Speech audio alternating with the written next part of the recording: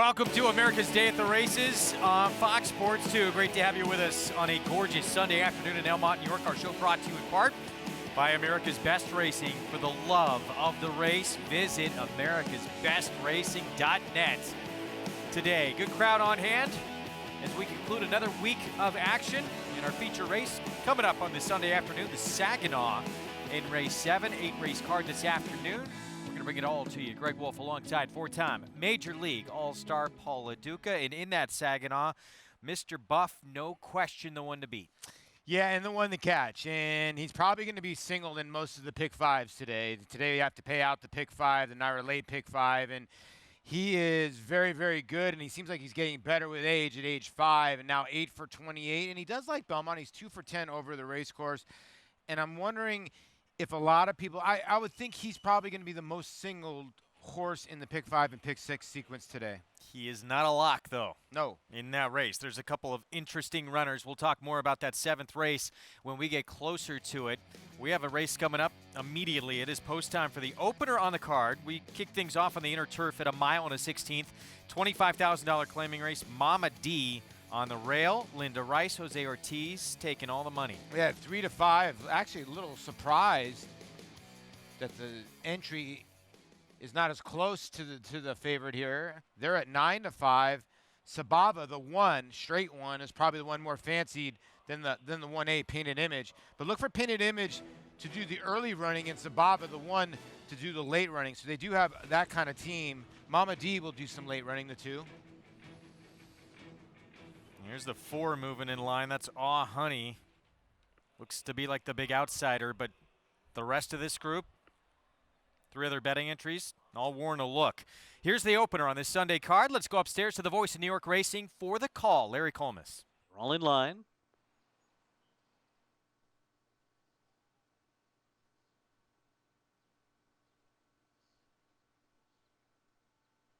They're off. And it's Trixie's Time, who started quickly and goes out to the early lead with Aw Honey away running in second and on their outside Painted Image. So it's these 3 who make the pace toward the backstretch just ahead of Mama D and Zabava, who will trail the field. So onto the backstretch they go. Trixie's Time, the leader. Aw Honey a half length behind running in second. Just in behind them is Painted Image, who's third as they hook up with the backstretch in 23.36 seconds. Break of 3 back to Mama D and then Zabava, the trailer. Trixie's Time and Jose Lezcano just a neck in front as Eric Consell keeps Aw Honey close up running in second on the outside. Painted Image still third and still just a length and a half off the lead. 3 lengths more back to Mama D and Zabava, who has trailed so far. So now they make their move for the far turn. 47.99 was that half mile for Trixie's Time, who's led all the way so far, prompted all the way by Aw Honey. Painted Image out there 3 wide. And then it's Mama D and Zabava. The order has not changed so far as they make their way around the far turn, but they're tightening up. It is Trixie's Image on the inside. On the far outside, Painted Image. Aw Honey between those 2, and here comes Zabava to join the fray. Irad Ortiz Jr. brings Zabava up there 4 wide as they come toward the top of the stretch. Trixie's Time turns for home, trying to keep this lead. Zabava closing in the center. Painted Image between those 2 as Zabava strikes the front with a furlong to go. Zabava and Irad Ortiz pulling away by 3. Trixie's Time is next. Then Mama D to the outside, who's about to take second. Behind Zabava, who won it by 6. And then it was Mama D, followed by Trixie's Time and Painted Image. 6th length score. Zabava, half of the entry, gets it done with Irad Ortiz Jr. for trainer Mike Maker. Yeah, Irad Ortiz Jr. playing a little, or at least having a little fun with his brother, Jose Ortiz. I mean, you think these kids aren't competitive? Watch him. He makes the move on the 1. Jose stays on the 2. Watch him look back at his brother right here. Where you at? Where you at? Where you at, little brother? Bye-bye. Bye-bye. And he still looks back at him because he knows that's the horse he has to beat, is the 2. He got the jump on him, and he decided to go around the horses. I don't think it would have made any difference if Jose would have got through with Mama D. They were not beating Zabava today. Yeah, he might have been a little concerned to see if he's going to rally outside of him down the stretch. That not going to happen on this occasion. Zabava, much the best here in the opening races. You take a look at him stitched up, bandaged. He got hit in the face yesterday, Irad Ortiz Jr., with a shoe that came off a horse in the running of a race, forced him to miss a race. He actually came back to ride the rest of the card, though, back in the Perfect Sting, but that is a tough customer right there. Luckily, kept all his teeth. Yes, for a guy that's actually been hit in the head, you might be able to tell the way I act on TV a lot of times. He's lucky he didn't get a concussion, too. I mean, or if it's an inch lower, like you said, or an inch higher, it could have done so much damage. But he had a shiner. You can see it from here right now with the stitches in the cotton that he has. It's almost that big yesterday. Well, let's show you what happened. This was back in race 5 yesterday. Irad Ortiz Jr. on French Revolution, the 3-horse. We have him circled. Catches a shoe right in the face. Oof. Coming at you at about, what, 30, 35 miles an hour? Yeah, and the thing about it is watch his reaction after. He sort of just takes it, right? And you know that this hurts more than anything you can think. But your first reaction probably would be, oh, my God, let me rub my face. He doesn't. He looks to the inside to make sure there's a horse inside of him. He doesn't cut him off and keeps riding his horse. I mean, these guys are so tough as nails. It's unbelievable because your natural reaction when you get hit by something like that, I mean, you would think he's in a tight space, too. So there's, you would think you would hit it with your hand, right? He's just, no, I'll just keep on riding. Or just check out because that has got to hurt. I guess it's just like something like the baseball players don't rub it. But wow, that's a tough just tough incredible kid right concentration and focus to just keep doing his job in the task at hand after taking that to the face, and that is the result of why you see him all puffed up today. That is, what a tough customer. So let's take a look. That was yesterday in the 7th. Just 2 races later, he came back to ride the Perfect Sting. Looking like that. Yeah, and could not have felt good. Yeah, and he's going to go ahead and take a winner's photo right now, and I don't think he can smile.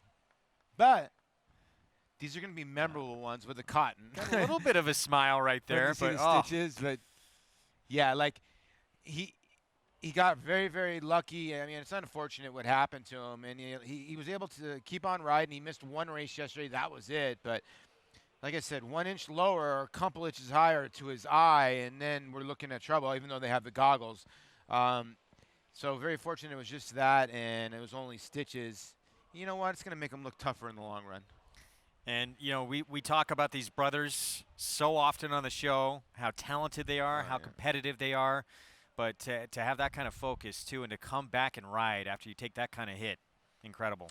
No, and the thing is, I try to tell this to a lot of people. They're the one athletes. They really don't have an off-season. Name their off-season. Their off-season is when they want to take some time off.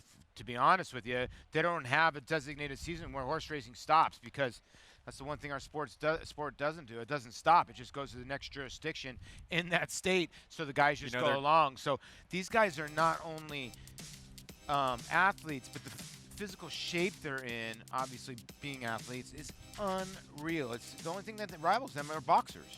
Their vacation is coming up in about a week or so. They get Monday, Tuesday, Wednesday off. That's it. It's crazy. So we shift to Saratoga. Right. That's about it. Yeah, Zabava gets the win here, Paradise Farms. Mike Maker and Irad Ortiz Jr. by 6 lengths in that opening race. As we get into race 2 here, 7 furlongs on the turf, New York bred. Maiden special weight coming up, and the 6-5 favorite carries rings. Christophe Clement, Joel Rosario.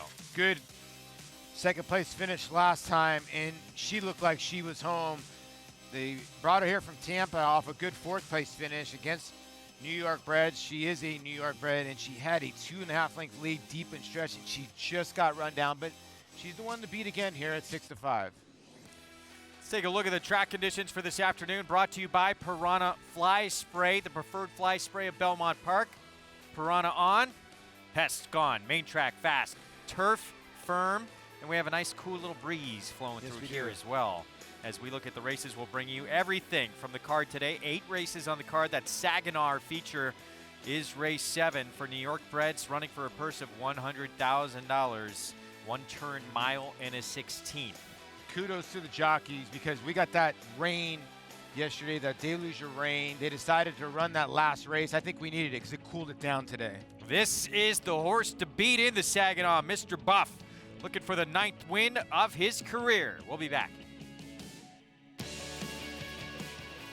This is a Runhappy colt out of the mare Proud Dame. He's a very nice colt, great mover, wonderful mind, just does everything we ask him to do. The best thing I like about him is he's no trouble. You can handle him, you can bathe him, you can hand walk him. He's just a very mentally stable horse for a thoroughbred. The Proud Dame colt will be going to the Fager-Tipton July sale. We have high hopes for him. Runhappy, standing at Claiborne Farm. No sport in the world brings the wins home like racing. It's one-of-a-kind, high-speed, high-stakes action, and NYRA Bets takes you there. Place your bets and watch the races live from anywhere. With NYRA Bets, make easy, secure deposits and promotions every day to earn reward points or cash. Download the NYRA Bets app or visit NYRABets.com. Sign up now for a $200 new member bonus with promo code LIVE at NYRABets.com. Warfront, a leading sire on all surfaces and all fronts. His recent Grade 1 winners include Omaha Beach, Helmsman, Fog of War, Lancaster Bomber, and European champion U.S. Navy flag. Plus Preakness Stakes winner War of Will. And these recent group and graded winners. Sire of the highest price yearling sold in North America in 2018, this son of Danzig continues to dominate both on the track and in the sales ring. Warfront, standing at Claiborne Farm. Now Dunbar Road finds herself in last, but she's only 2.5 lengths behind, and she's full of run at this stage as they come toward the top of the stretch. Jeltrin has taken the lead. It is Jeltrin in front as they turn for home. On the inside, Classic Fit will cut the corner in second. Dunbar Road now swings up outside of them. Inside, Cassie's Dreamer, and Safta's down toward the rail. There's a furlong to run, and here's Dunbar Road with her run now, and she just takes off. Dunbar Road to the front. Classic Fit back into second, and then comes Jeltrin in third. It is Dunbar Road and Jose Ortiz to win the Mother Goose by 2.5 lengths.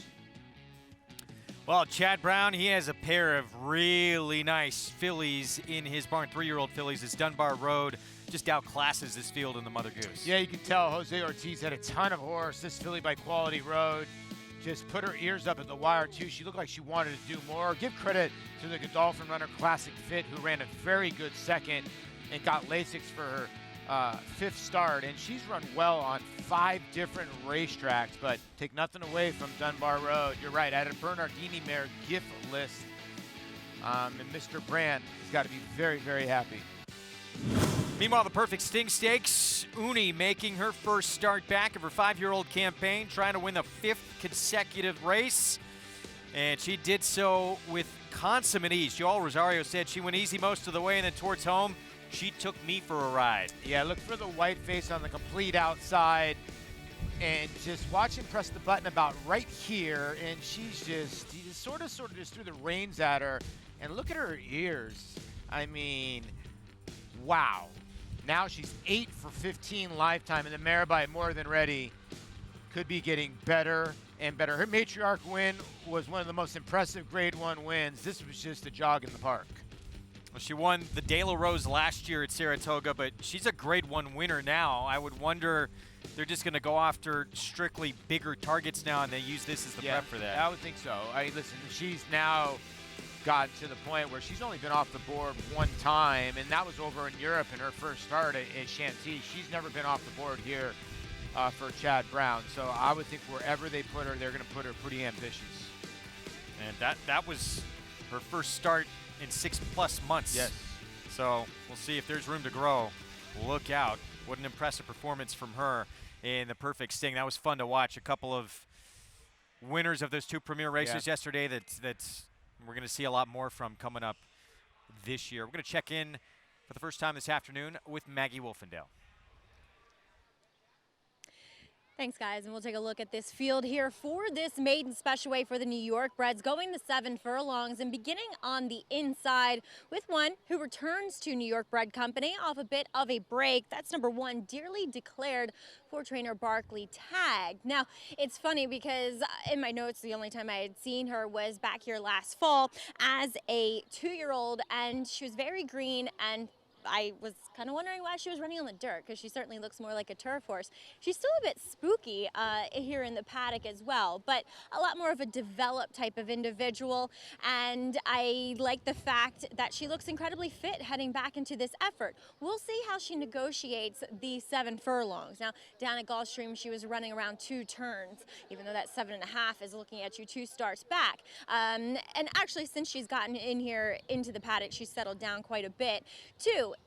Her running lines would suggest that maybe cutting back would benefit her, but physically, to be honest, she looks like a mile and a 16th might be more ideal, though splitting hairs. It is only 7 furlongs. As we'll take a look at number 2, Carrie's Ring. It was a great effort coming in off of a layoff for Christophe Clement last time, her first time facing New York breds, and that was going a mile. Love less distance. She's smaller, she's handier, she's built downhill. 7 furlongs is perfect, and as she just got run down late last time, her running line would suggest that as well. Number 4, Running on Entry. What an improvement physically from first start to second here. She looked a bit weak and peaked behind the saddle, and now she has that proverbial apple bottom. I mean, she's just rounded out completely, and she's so much more awake on the bridle. First time out, she just looked as though she wasn't really sure why she was here, and now she has that intense look in her eye, and she's 10 times stronger second time around. Now,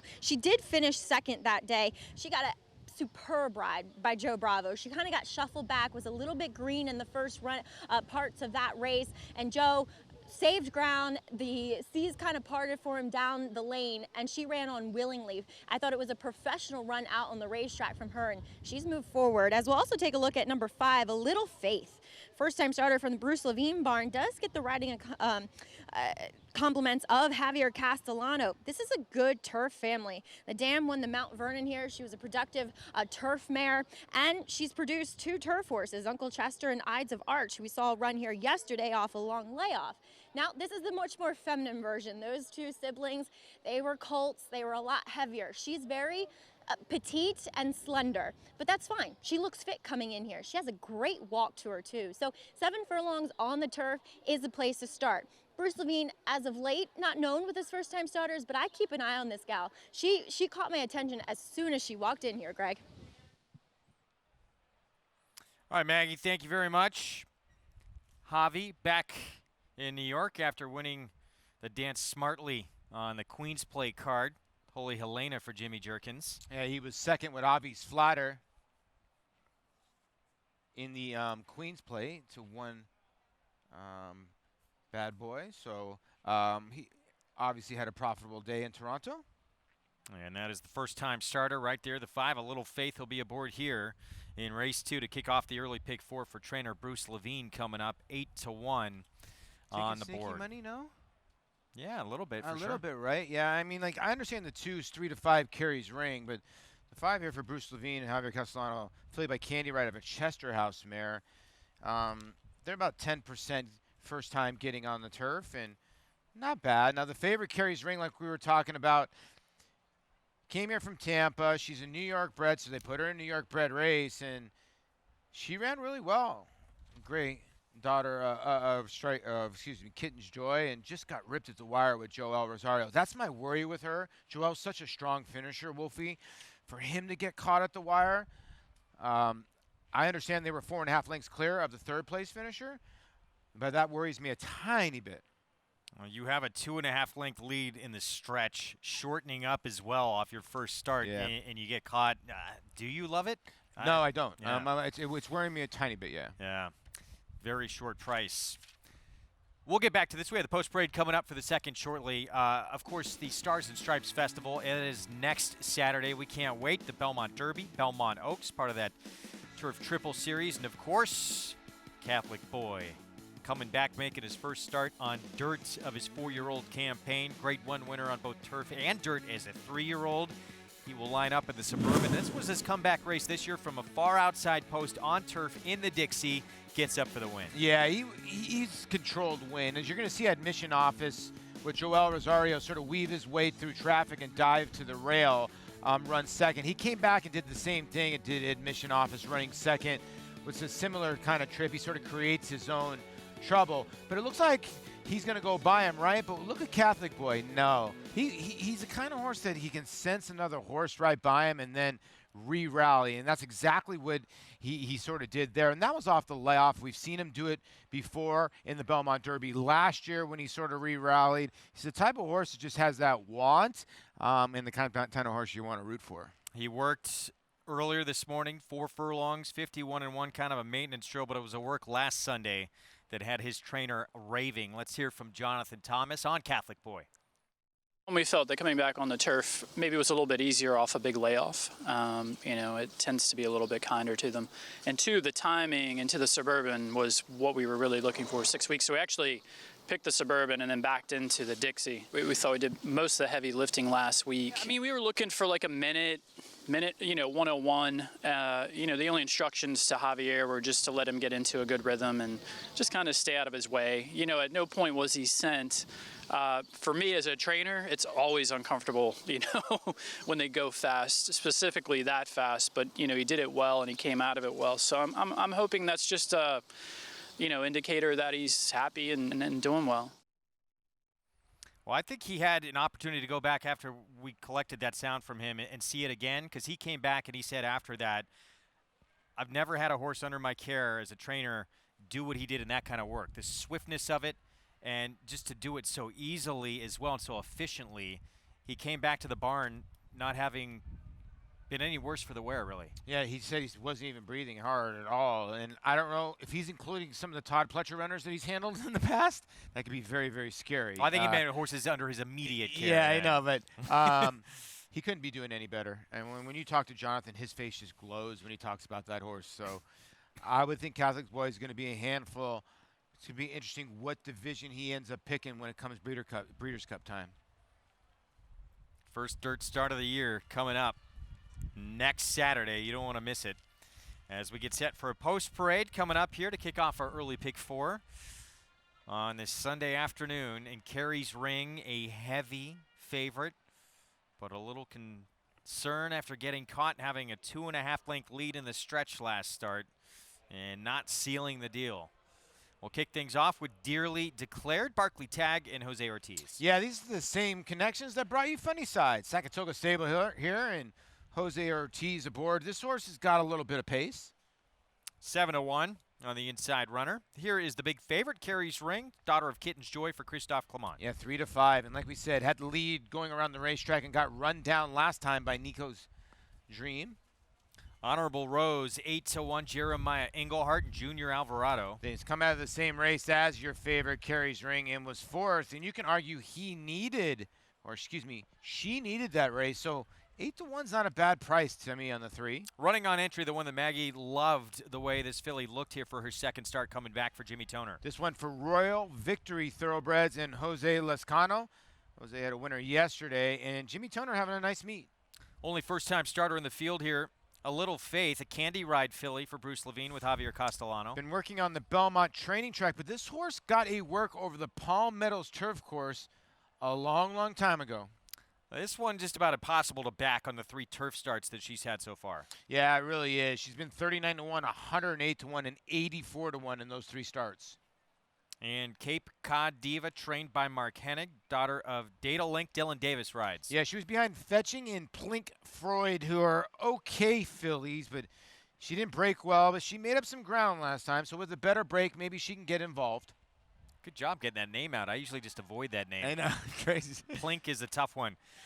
That's your field, 4-5 on the 2, Carey's Ring, and now, so a mile and a 16th first time out, shortens up to a mile start number 2, and now another furlong to 7/8. And this is the race in which looked like she was on her way to getting it done and gets caught. Yeah, and the worry I have is that Joelle just asked her right there, and now the horse on the outside is swooping. I get it, and they're well clear, and maybe she never sees the other horse, and the other horse is absolutely flying and does roll by her. She responds a tiny bit towards the end, but, that other horse just won in hand. So I get it. She was well clear of the other horses. Is she going to be well clear of these horses? Never know. Can the 1 run with her early? We'll see. The 3, Honorable Rose, was right behind her that race, and she hadn't run since November of 2018. So she might have needed that start, and Junior Alvarado will get aboard. And when him and Jeremiah Engelhardt team up, they're 31%. 78,000 plus in the pick 4 pool. 4 to 5 favoritism on Carey's Ring. We're going to take a break. When we come back, Code of Honor moved up to second in the Kentucky Derby. Could be ready for a big second half of the season. Practical Joke was all business. He won the hopeful. Practical Joke always showed a lot of ability. He showed a lot of heart, a lot of determination. Right from the first breeze, he identified himself as one of the best in his crop. Practical Joke down to the wire, the Champagne. Practical Joke took both the Hopeful and the Champagne stakes, and he's a fast, tough, precocious 2-year-old, trained on, showed even better form at 3. It is Practical Joke in the Allen Jerkins. He's going to be a horse that no commercial breeder can leave off their list. Eclipse champion Blaine was considered by many as the breakout stallion of 2018. His top runners included Grade 1 winner and Eclipse Award finalist Marley's Freedom, plus Grade 1 winner Fault, and graded stakes winners Morale, Beyond Blaine, Miss Kentucky, and Blaine. This year, his 2-year-olds have sold up to $700,000. Outstanding results, outstanding value. Blaine, standing at Claiborne Farm. It's America's original sport, and no one covers it better than americasbestracing.net. From the sport to the lifestyle, the best races, horses, and destination venues, cocktails, gambling, fashion, and more. americasbestracing.net is a sport for you.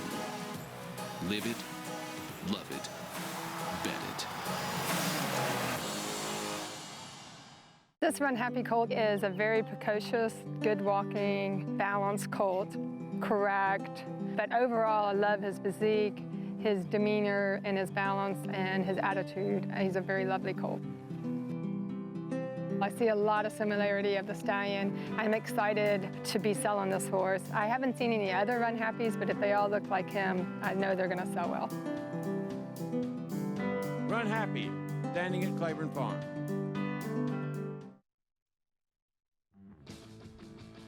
Good to have you with us on this Sunday afternoon here on Fox Sports 2, our show. America's Day at the Races brought to you in part by the champion sprinter, Runhappy.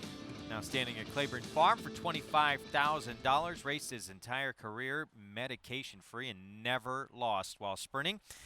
And we have a turf sprint coming up in this second race. And you can get involved, test your handicapping skills, and compete for real prizes with the Showdown contest. It's free each and every day on our show. Go to NYRA.com/showdown and get involved. 2 minutes to post here in the second race coming up. Let's check in with Maggie Wolfendale.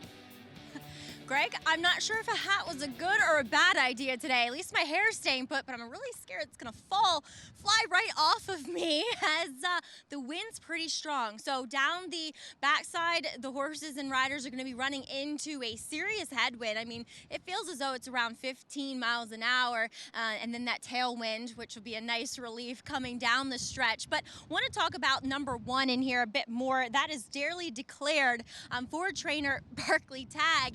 And the more that we went on in these preliminaries before the race, the more intent and the more sharp she got, which I like. I like when we're have that disposition when we're dealing with horses turning back in distance. And you can see all the veins kind of bulging out, and she has that very kind of vascular appearance to her. So I like that. I don't know if she obviously runs down the 3 to 5 shot to her outside and Carey's Ring, but still, she's okay. As we'll also take a look at that first-time starter, who I'm just really intrigued by.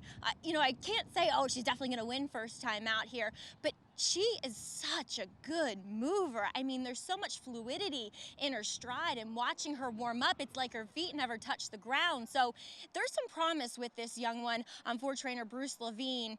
Like I said, Bruce, not known to fire with his first-time starters, but maybe there's some talent with this one along the road. Greg? Maggie, thank you. 9-1 on the first-time starter there for Bruce Levine. Again, the only firster in this field as we look at our analyst selections in this spot. And Paulie, going to go with the 3 to 5 favorite here. Yeah, I would have never bet the horse. If I'm looking for a horse to bet in the race, I'm with Maggie in here. The 4 running on entry. I also I'm a big Jackson Brown fan, running on empty. I'm hoping that's how they name that horse, but we'll see. But and I also think the 3 at 11-1 is a ridiculous price. I think that horse will improve. I think 5-1's too big on the rail. I mean, that horse coming out of open maiden races, couple of Gulfstream. I get what you're saying, yeah. And this horse could give the 2 some problems down inside as well early on. At least early, yeah, you're right. Now 1-2.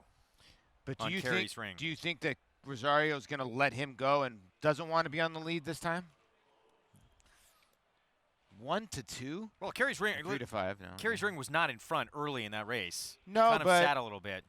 So the 1 may get and be the one in front early. Yeah. Running on entry, there's the 4. Made that nice appearance in the paddock to the eyes of Maggie Wolfendale, but all the money on the 2 horse here, Carey's Ring. We'll see how it plays out. 7 furlongs on the turf. Let's go upstairs to Larry Collmus. Mickey Diamond coming up. And Cape Cod Diva and Dylan Davis up to the outside stall. They're all in line.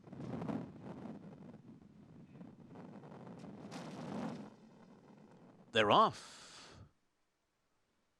Honorable Rose comes out running strongly. On the inside, Carey's Ring, Cape Cod Diva on the far outside, Mickey Diamond going up in that mix too, with running on entry in between horses. And then it's a Little Faith and Dearly Declared. Up the backstretch, it is Honorable Rose in front. Mickey Diamond alongside, these 2 matching strides on the lead, a length clear of Cape Cod Diva, who races alongside of Carey's Ring on the inside and running on entry between those 2. And then it's a Little Faith, who's racing 4 lengths off the lead, and on the inside of horses, the trailer is Dearly Declared. 23:44 was the opening quarter mile. The pace is not fast at all here, as Honorable Rose leads the way by just ahead. Mickey Diamond on the outside, second. Going up outside of them, Cape Cod Diva third, just a half length off the lead. And then it's Carey's Ring on the inside of running on entry, Dearly Declared outside of them. And at the back of the pack is a Little Faith after a 47.89 half mile. Coming to the top of the stretch, Honorable Rose, Mickey Diamond, Cape Cod Diva, turning for home together. Cape Cod Diva now to the front, and trying to find running room is Carey's Ring on the inside, now slipping through, and farther out, Dearly Declared, and from the back of the pack, a Little Faith is running on 2, and here comes a Little Faith, that first-time starter, roaring down the middle of the course to take the lead. A Little Faith won it by a length and a half over Carey's Ring, and then it was Cape Cod Diva and Dearly Declared. Roaring down the course indeed. First time out, a Little Faith. Bruce Levine, Javier Castellano. Maggie had pointed this one out. Being intrigued by this one, you get rewarded if you backed it 11-1. Great call by Maggie. Unfortunate if you had the 2. Look at Joel Rosario on the rail with the gray. Just has nowhere to go. And who takes advantage of it? Dylan Davis first with the 7. And who takes advantage of it after that? Javier Castellano, who swings off the 7 here, or off the 1 actually, and you can see the 2 couldn't get out till late, and then had to swing out again, and ends up running second here, and might have been your best, but the 5 ends up winning the race in hand. Great call by Maggie again, but look at the 2, buried on the rail, nowhere to go, now gets through, has to make a move, doesn't get hit, now has to swing towards the outside after he clears the gray, and then still pick up the 7 for second. But by that time, the 5 had already gone by.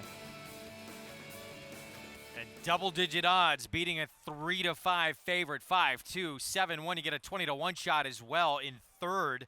If you happen to put this trifecta together, that was Cape Cod Diva for Mark Hennig and Dylan Davis. Yeah, and Cape Cod Diva, I think Dylan Davis did the right thing. He could smell that the 2 was buried in the rail. He knew that maybe, okay, the first-time starter's not going to fire. Let me take my shot. So he made the move with the 7, Wolfie, and said, let's go for it at 20-1. And I don't fault that move at all.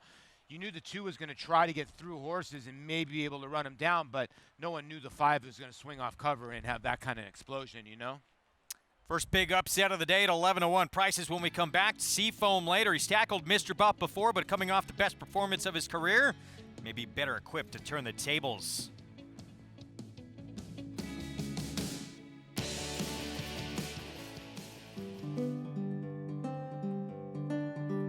He's a very elegant, beautiful mover, has a great shoulder, pretty walk, and a real strong hind leg. Being by Runhappy, that's just even better because he was such a racehorse. And they say he ran drug-free, and that's a great thing in our business. And I just hope that she can be a runner for somebody. Runhappy, standing at Claiborne Farm. No sport in the world brings the wins home like racing. It's one-of-a-kind, high-speed, high-stakes action, and NYRA Bets takes you there. Place your bets and watch the races live from anywhere. With NYRA Bets, make easy, secure deposits and promotions every day to earn reward points or cash. Download the NYRA Bets app or visit NYRABets.com. Sign up now for a $200 new member bonus with promo code LIVE at NYRABets.com. This successful son of A.P. Indy has sired 6 millionaires, including Eclipse champion West Coast. This year, Flatter is adding even more stakes winners to his outstanding record at stud. In the auction ring, Flatter topped the 2018 Fasig-Tipton July sale with a $520,000 yearling. And this year, his juveniles have sold up to $375,000. Success on the track, success in the ring. Flatter, standing at Claiborne Farm. You're watching America's Day at the Races on Fox Sports 2. It's brought to you by Claiborne Farm. 100 years of doing the usual, unusually well. 11-1 upset, beating a 3-5 favorite, so it's going to play even bigger than 11-1, you would think. Here is the first-time starter, A Little Faith. Trained by Bruce Levine with Javier Castellano. Pointed out by Maggie Wolfendale on a couple of occasions as one to keep your eyes on, and pays $24.40 for the win. Let's go downstairs to Maggie. Well, Greg, I wish I had a little more faith and a little faith, but boy, Bruce, she warmed up beautifully. She looked the picture. She was ready to go, and boy, did she deliver. Yeah, I mean, she trained nice. The mother was a nice horse, and, you know, Candy Ride, you know, you can't knock that stallion at all. So, but she really ran good. She got in a little trouble early, was a little rank, and he tipped her out, and she just kind of really just exploded. So, very happy. What I was impressed by is, as you said, a little trouble before, and it's because they weren't going that fast. And sometimes this course can be a little speed favoring, but boy, it didn't matter. She had plenty left in the tank. Yeah, I mean, she's just a nice horse, and we kind of knew it a little bit, but until they run it, you just never know for sure. But she ran well. And Bruce, it sounds like maybe longer distances might be in her future as well. Yeah, I can't wait to stretch her out upstate, go 2 turns. Looking forward to it. All right, Bruce, well done. Congratulations. Thank you very much. All right, A Little Faith. I'm excited about this New York bred filly, guys.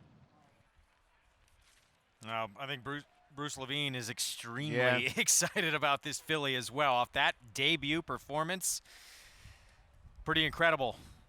And a lot of options now upstate at Saratoga. And it just shows you. You look back on January 7th, her first published work, at least on the racing form, she worked on the turf course, and they knew that maybe what they had back then. Wow, she showed up today.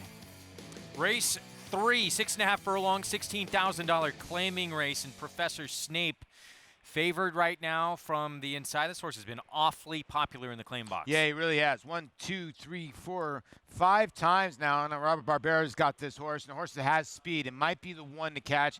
It could be the speed of the speed in here. And I think that's why this horse, well, was your favorite, but now the 2 shareholder value, your even money morning line favorite, is back at that even morning line.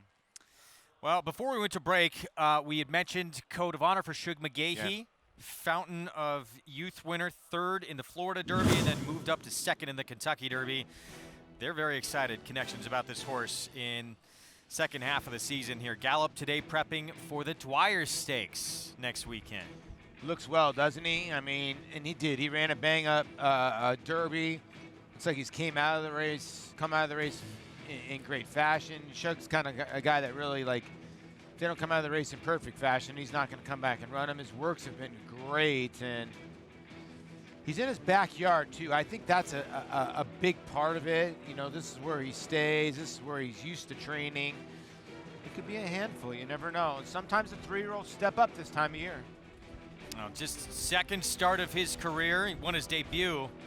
He was 2nd in the Champagne, so he showed a ton of talent very early on in his career. And, you know, a lot of people remember the Kentucky Derby, who got DQ'd, who got put up for the win. He's kind of the horse that people don't talk about a lot, moved up to second. No, you're right. You're right. He's a Hall of Famer for a reason, you know? So this second half of the season, you can always see, as we saw with King for a Day in the Pegasus, new faces can step up, can emerge. We'll see what happens as we get into the stakes races, the Jim Dandy, the Travers, of course the Haskell as well coming up at Monmouth. It's going to be a very exciting second half of the season. Well, this year's Kentucky Derby, of course, produced a result that most thought would never be seen. Most of America well aware of Maximum Security after being disqualified out of a victory, and the horse that was moved up to the win in Country House with that result. But also in that fray, a horse who could be poised for a huge second half of the season for a Hall of Fame trainer. Code of Honor's here, and he's doing excellent. And he's not even the same horse today he was when he ran in the Derby. So we're really looking forward to a summer campaign for him. That was what I had in my mind, and that was perfect with Mr. Ferris. That's what he said he wanted to do. If everything goes right, we're going to start him in the Dwyer on July the 6th, and then hopefully we can use the Saratoga races when they come along and see where it takes us from there. But we're very, very pleased with the way he's done. I think he's not as mature mentally as I would like for him to be, but he's getting that way, and I'm really, really pleased with his progress. You know, I heard him say there's been an objection, and I said, well, that's not going to happen in the Derby. I'm walking back, so I'm standing there, and I'm trying to watch it on the screen, but I can't see on that thing. And but then later on that night, when I saw some still pictures just back at the hotel, and you know, I said, man, that thing, it was quite a wreck. When we came back and Johnny jumped off of him, he said, I thought he said Mike Smith's horse bolted, but he said Maximum Security bolted. And I was tuned watching mine, and so I didn't really see what all had gone on. And he said whatever he saw, Code of Honor saw too, and said he kind of did like this. And he said, and then I had a hard time getting him going again. I said, well, what'd they see? And he said, I don't know what they saw, but they saw something. You know, whether it was a crowd noise, it wasn't the little red man behind the pole. I'm gonna tell him that right now. But you know, what it was, I don't know. But that's one of the things that I was saying earlier about he's still a very mentally immature type of a horse. And once, I think, with more racing, he's gonna even get better than what he was. So that did have a little bit of an effect. And then he came back over and tightened up on him, and I don't think he liked that either. But I'm excited about him, and we're looking forward to July the 6th and kind of get going again, and hopefully we're in the ball game when we get to Saratoga, we'll be able to play again. So, yeah, I'm excited about him, and every day, you know, I come out here, I enjoy watching him train. He's not a pressure horse. Mr. Ferris couldn't be a better guy, and you know, so this is going to be fun. Well, everybody knows, you know, what happened when on Maximum Security and Luis Saez, horse getting spooked and veering out. But when it was kind of his doing, veering sharply back in and getting right up to Code of Honor. That really could have affected that horse too. And Shug talked about that a little bit as well. Didn't help his chances in that Derby, no, but he ran a huge race. He did. He tried to come up the rail and sort of got intimidated. And the rail actually was a good spot to be when you think about it, considering Master Fencer came rolling up the rail late. And you can see as soon as Code of Honor and Maximum Security sort of hit each other along with War of Will on their way out, all those horses flattened out. You can't tell me that all 6 of those horses flattened out and everybody else was just flying. I don't buy it. Code of Honor did stop on that turn, so maybe there is something to it. And I love Shug. It was not a Shug. There was not a low guy with a camera that spooked them. It was obviously the crowd or something they saw. But unfortunate for both. But Code of Honor, Shug seems like he's pretty, the way he's talking, seems pretty confident. And he's not a kind of guy that's like that, you know what I mean? We're going to see him next weekend in the Dwyer. Could face Mijos in that race for Jimmy Jerkins. It's a horse who earlier in the year won the Mucho Macho Man. He just worked 4-year-old Candy Graham, who's nominated to the state dinner on closing day. We're going to take a break. We'll be back. Have you ever thought what it would be like to experience the thrills of horse racing ownership with Empire Racing? The dream can be reality.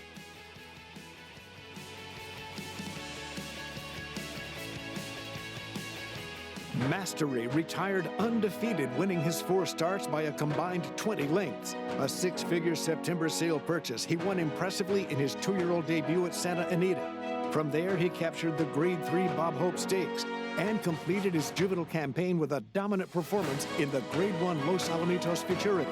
At 3, the top-rated son of Candy Ride sizzled in the San Felipe. Now his much-anticipated first crop has arrived. Mastery, standing at Claiborne Farm. No sport in the world brings the wins home like racing. It's one-of-a-kind, high-speed, high-stakes action, and NYRA Bets takes you there. Place your bets and watch the races live from anywhere. With NYRA Bets, make easy, secure deposits and promotions every day to earn reward points or cash. Download the NYRA Bets app or visit NYRABets.com. Sign up now for a $200 new member bonus with promo code LIVE at NYRABets.com.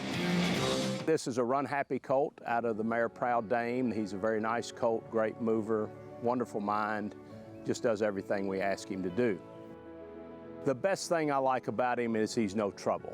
You can handle him, you can bathe him, you can hand walk him. He's just a very mentally stabled horse for a thoroughbred. The Proud Dame colt will be going to the Fager-Tipton July sale. We have high hopes for him. Runhappy, standing at Claiborne Farm. Whether you have Derby dreams or midsummer Derby dreams, this is Tom Durkin to tell you a registered New York bred can take you there. That New York bred Exact and the Whitney by multimillionaires Diversify and Mind Your Biscuits shows the kind of quality that allowed New York breds to earn more than $93 million on the world stage last year. On-track successes have spurred New York bred sales result. At the March OBS sale, Chestertown sold for $2 million. And this New York bred 2018 yearling brought $1 million at Saratoga. So get with the program at nybreds.com. Back on America's Day at the Races, brought to you in part by America's Best Racing. For the love of the race, visit americasbestracing.net. Today, we have the third race coming up, $16,000 claiming event at 6.5 furlongs. It will kick off the pick 6 sequence this afternoon. As we get a look at the field here, shareholder value, Jose Lezcano, Jason Service, second off the claim, and a big drop down in class. It's been a nosedive down the class ladder for this horse. Yeah, it really has. They claim this horse for $62.5. Very rarely do you see Jason Service not do well with a claimer, but this gelding has not done well for them. They put him in for 32. He ran 4th, and now he's in for 16, so he bottoms out. This one owned by, yep, you guessed it, the catcher, the ex-catcher, Mike Napoli, who's gotten in this game and has done very well with Jason Service. Been running a lot of horses at Monmouth Park. Been running a lot of horses here, too, as well.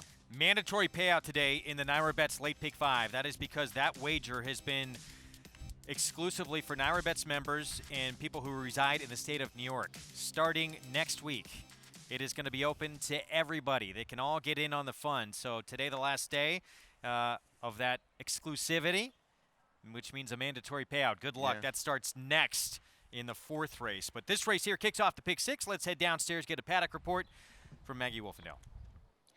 Thanks, Craig. And I'll start down on the inside, go numerically through some of this field, as we'll take a look at number 1, Professor Snape.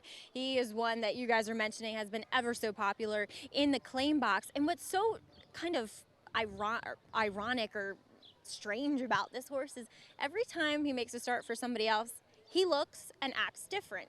Now, last time, he got washy in the paddock, he was high energy, and was very lean. Now he comes back 2 weeks later, completely quiet, not a drip of sweat on him, and is carrying more weight than he did. I don't know. And I don't know whether if it's a good thing or a bad thing, to be quite honest. I prefer this Professor Snape, looking at him, just because that's what I would prefer to see in all horses.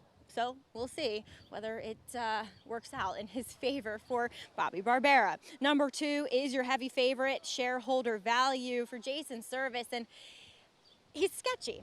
As you guys were saying, this is a big drop in class. And I remember Eddie Cornelius said that he really liked this horse when he claimed him, and then something went completely wrong in that January 3rd effort in which he was picked up by Jason Service. Then he comes off about a 3.5-month break, runs at Aqueduct, and doesn't run that well. I mean, he runs okay at a short price. Now he drops again. The front bandages stay on here again, as they were on for the first time last time.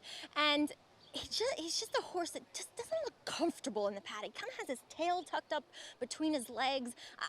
I just don't trust him. He can win, great connections, don't get me wrong, but I just don't trust this horse.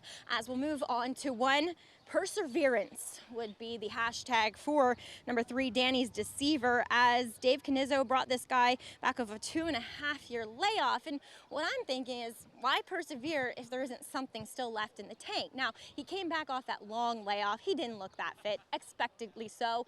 And he was just kind of quiet. He needed a race to get his mind back in the game. And plus, with what his injury, which was a soft tissue injury behind, a sloppy track, that's not going to help that much because the ground's going to break away from you. It's going to be slipping, and it's just not conducive to a horse that has that type of issue. Today, he is more fit, and he's a lot more awake here in the paddock, which I like. So I would think you'd see a better effort from him.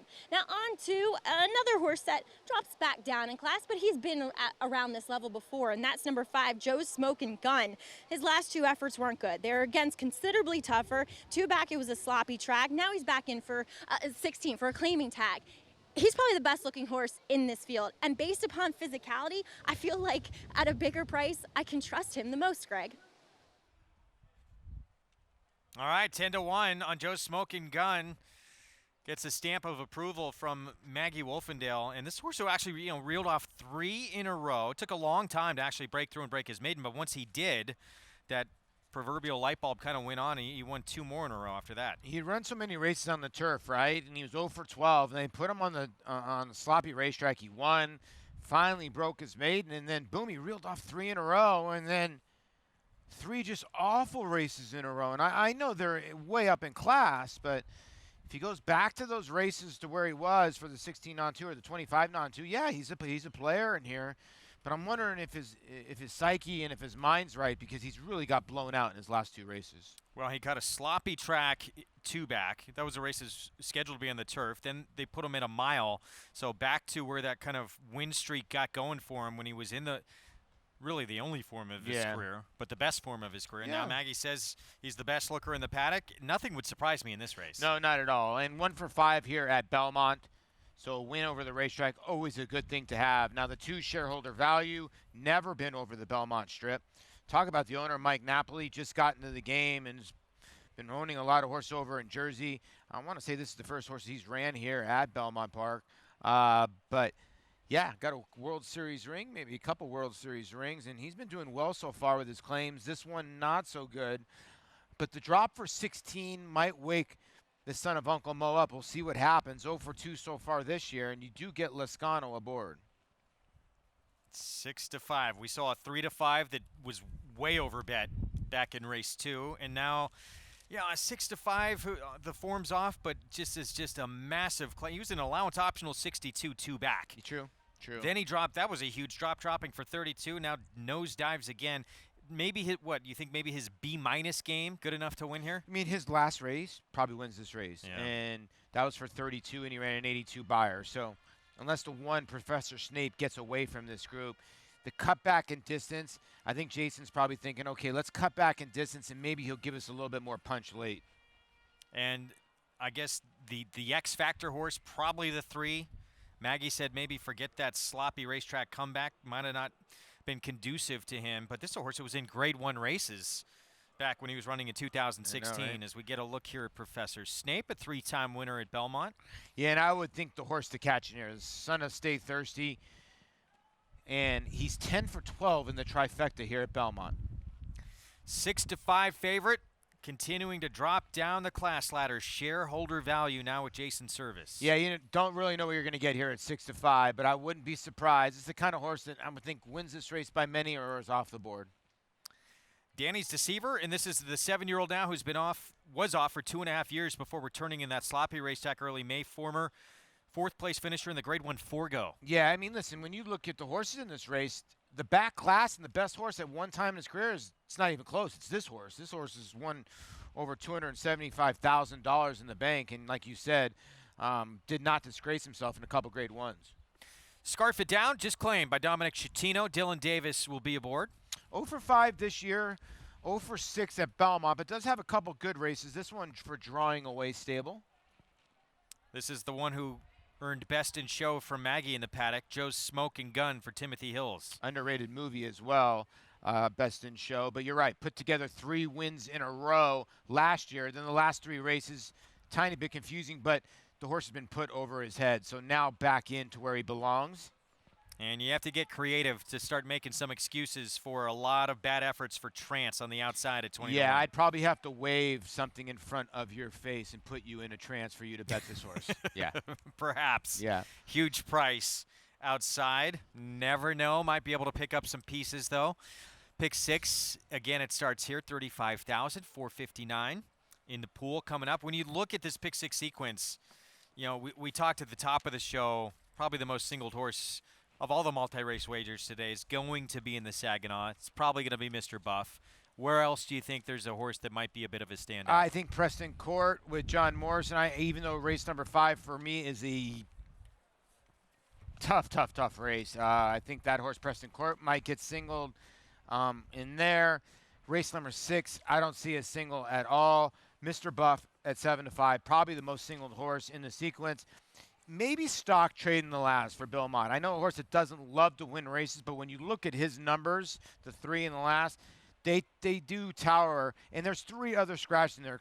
Curse Corrections, a giant scratch for Chad Brown, took out your heavy favorite in there, and it's probably going to make stock trade your 3, your heavy favorite. So I'm wondering if a lot of people are going to try to get to the 3 and try to beat Mr. Buff, or just sort of do what I did in the late Big 5. I just went Mr. Buff to stock trade, a late double, and try to get prices in the 3 races or 4 races before if you're playing the pick 6. So here's the Saginaw. Mr. Buff is the 7-5 morning line favorite, and he got helped out a lot in this race with Runaway Luke coming out, who would have been the quickest of the quick by a mile in this spot. But with him gone, that helps Mr. Buff certainly from the inside. This is a look at the commentator back on May 27th, and he tackled some tough ones here and pat on the back and giant expectations. Giant expectations was, no pun intended, unbelievably giant. He had got left in the gate that day and probably should have won this race. But Mr. Buff hung in there for as long as he could. But there's no giant expectations. There's no pat on my back in this race. He has to deal with the early pace of Seafoam. Can he battle him, put him away, and then put the other horses away late in stretch? And he's an improving 4-year-old now. This was the second start of his 4-year-old campaign for Christophe Clement, and it looks like he is now becoming a much better horse. This is by far the best he's ever produced. It is. You know, when he first started at 6.5 furlongs, he's the type of horse that always has had speed. He's transferred that speed now to 1 mile and a 16th, and I think that's his scope. When he goes 1 mile and an 1/8, he just gets a tiny bit tired, although he did win the Albany at that distance. The mile and 16th, I think, just suits him, and he could be the thorn in Mr. Buff's side, at least early in the race. And you got Mo Diddley outside as well. He's an improving 4-year-old from Mark Cassey. He was scheduled to go on the turf last start. It came off, but he got a near gate to wire win, but that was impressive from Mo Diddley. I think he's the sneaky horse, Yeah. Greg. He's the wild card horse in there. Getting close to post time for race 3 to kick off our pick 6. And for the first time this afternoon, let's check in with the Mig, Richard Migliore. Hey guys, beautiful day out here. We got a little bit of breeze. It's warm, but that breeze sure feels good. And we're going 6.5 furlongs here. The 1 horse, Professor Snape. You guys know I'd like horses to warm up aggressively. This horse left the pony, warmed up aggressively, and I think he is the controlling speed of this affair from the inside. Jose Ortiz, not bashful at going to lead. And he's warmed him up with intention.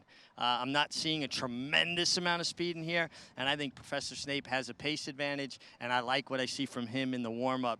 The 2-horse shareholder value, your favorite, drops from 32 to 16 for Jason Service. His numbers are just better than these, so you can understand why he's a favorite. I think he might be a little bit pace disadvantaged going the 6.5. He's a pretty much a closer or stalker closer type going further, and in a race devoid of what I see a great amount of speed, I think he's could be up against it at a very short price.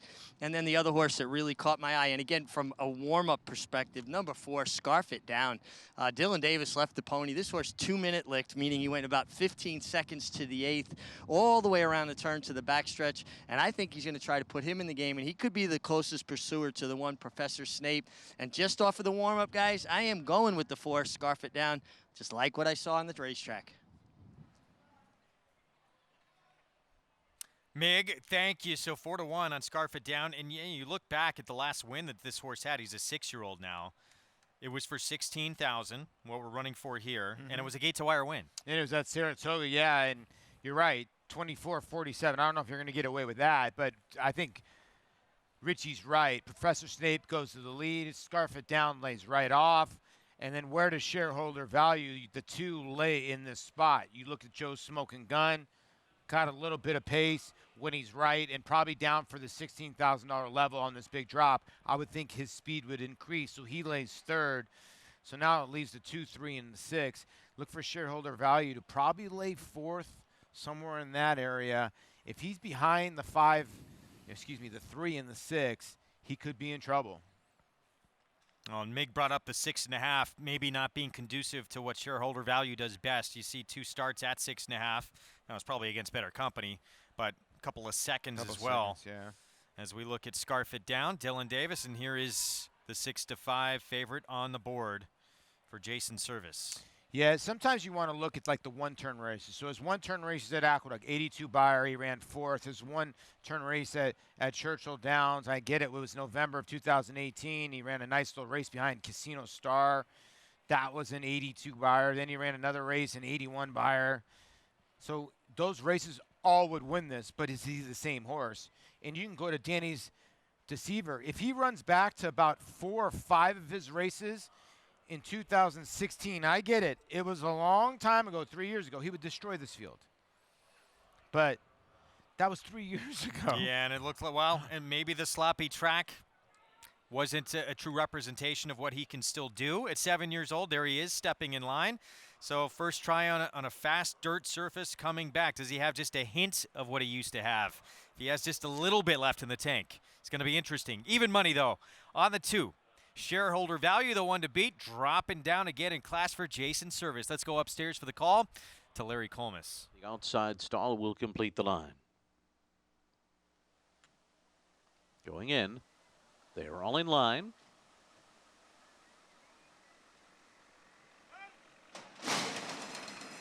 They're off.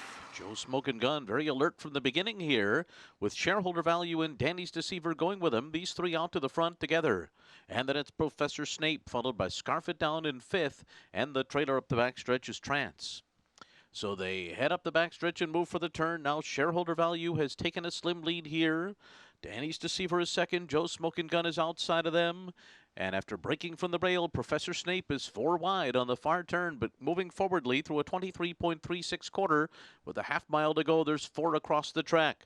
Professor Snape on the far outside. Joe Smoking Gun. Shareholder value keeps the rail. Danny's Deceiver drops back a bit as Scarf It Down closes on the inside. The trailer is Trance, and they're rounding the far turn. It is shareholder value. On the inside, the leader by a neck over Joe's Smoking Gun. A 3 wide Professor Snape is 3rd. Behind the leader, Scarf It Down saves every inch of ground after a 46.36 half. They're into the stretch. And shareholder value shakes away to a 3-length lead on Scarf It Down, who's taken 2nd. And then it's Joe Smoking Gun and Professor Snape giving way late on the outside as shareholder value runs away at 4-5. Under the line, 5 in front of Scarf It Down. And then it was Joe Smoking Gun and Professor Snape. Shareholder value, aggressive early under Jose Lezcano, and just too good for this group. Yeah, great job by Jose Lezcano. The one, Professor Snape did not break sharp. We'll show you that beginning. And as soon as that happened, he closed the door. Now, let's be honest. Professor Snape, shareholder value, not cornering very well, but as soon as he did get him to corner, you could see Jose Lezcano just flagging him to stay straight. He did stay straight, and he finished up in 115 and change. Be very, very interesting whether somebody put in a claim for the son of Uncle Mo, but no doubt about it. When he got to the front end, the race was over, and when Professor Snape didn't break, it just made it even harder for him. Let's go back to the start. We'll do that in a minute. As you look at your winner, it goes off at 4-5 here in the end. Here's the start. Yeah, here's the start. Watch the 1 just doesn't break well, sort of closing. Watch the 2 just close the door right here. Not happening. You could see that Jose was trying to rush his horse up the rail, and I think he got upset and was like, all right, I'm going to go 4 deep. Watch the crafty move by Lezcano. He's going to break out of the gate. He knows the one breaks bad. Oh, I'm sorry. I'm going to go towards the rail. And it's completely legal. It was clear. It's race riding. And that's why he's the leading rider at the meet right now. He's riding with a lot of confidence as we have just about a week left in the meet, and we'll see if that carries over to Saratoga, where he's going to have an awfully big mount on the first Friday in the Forbidden Apple on Voodoo Song. Yeah. 4 to 5 shareholder value. Jose Lezcano gets the win for Jason Service, owned by Mike Napoli, son of Uncle Mo. The victor at a short price here after a big upset back in race number 2. We'll have the prices from this one when we come back from a short timeout. 6th career win. 5-year-old son of Uncle Mo. When we return, the story of Runhappy. Brilliant on the racetrack and hoping for a similar career at stud. This Runhappy colt is a very precocious, good walking, balanced colt, correct. But overall, I love his physique, his demeanor, and his balance, and his attitude. He's a very lovely colt. I see a lot of similarity of the stallion. I'm excited to be selling this horse. I haven't seen any other Runhappies, but if they all look like him, I know they're going to sell well. Runhappy, standing at Claiborne Farm. Able to get down at 900 and about 900,000. Thank you. He struck me as a classic distance type horse. The way he moved, his efficiency of his stride. It was a freakish victory, and it was one of the reasons that made Cupid a horse to really keep an eye on. To come off a long break like Cupid did, it's almost impossible, and just goes to show you the quality of horse he is.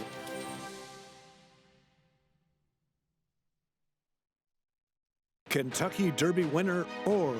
On the track, his runners have scored on both dirt and turf, including multiple stakes winner Autumn Warrior and Sipacan Harbor, winner of the Grade 1 Spinaway Stakes at Saratoga. On the track, Orb continues to add winners. And in the sales ring, his 2-year-olds have sold up to $250,000 in 2019. Classic winner, classic pedigree, Orb, standing at Claiborne Farm. Back on America's Day at the Races, shareholder value and just a little drop in class. All this horse needed, or a few drops in class. Yeah, right? Son of Uncle Mo out of the Unbridled Song mare, Riley Song. Congratulations, Jason Service. Mike Napoli. Got to root for the catchers. Catchers always stick together. And Jose Lezcano. Standing by with the meet's leading rider. Let's go to Richard Migliore downstairs. Thanks, Greg. And one of the reasons that Jose Lezcano is in the position he's in on top of the standings is when the one horse, Professor Snape, didn't break very sharply, you really took it away from him quickly. Very sharp move. Well, my horse broke real good, and I think it's the horse the win the being the race, and I take a position. I need to win the race. Well, you've been doing that all meet. You've been riding with so much confidence, particularly when you ride for people like Jason Service. This has been a breakout meet for you, hasn't it? Oh yeah, very good mate. Thank you to all the owners and trainers. And help me. And my angel and everybody. He's helped me. Well, you bring up your agent, Jason Bites. You guys have been working so hard and winning at better than 25%. That's an agent and a jockey really working together. Yes, it's pretty good. She was asking me sometimes stuff, and like what happened with this horse, and I talked to him, and we work together. Well, you're doing a great job, and he's very soft-spoken. He's too modest. He's riding great, and I think he's going to carry that momentum to Saratoga. It certainly seemed that way for so many years. Always was known as a terrific turf rider, but he's been doing everything of late. He's just been tremendous this meet, leading the way. And I think he's basically gone gate to wire in front. Well, I think that Jose doesn't get noticed because he's not that flair guy. He's that guy that hits 280, 290 every year that really doesn't get noticed. You know what I mean? He doesn't bring you that flair, but he brings that consistency. Sitting 330 this meet. Yeah, he is. And his son, Uncle Mo, like I said, on the Unbridled Song mare, gets the job done. But yeah, he brings the consistency on the turf. But you're right, he's a good dirt rider as well. He tries to win races, and I still think one of the best rides he ever gave is when American Pharaoh got beat, he took a shot with Frosted and tried to go after the champion, and then Keen Ice obviously benefited, but he rides to win races and he rides hard. I'm happy that he's having success.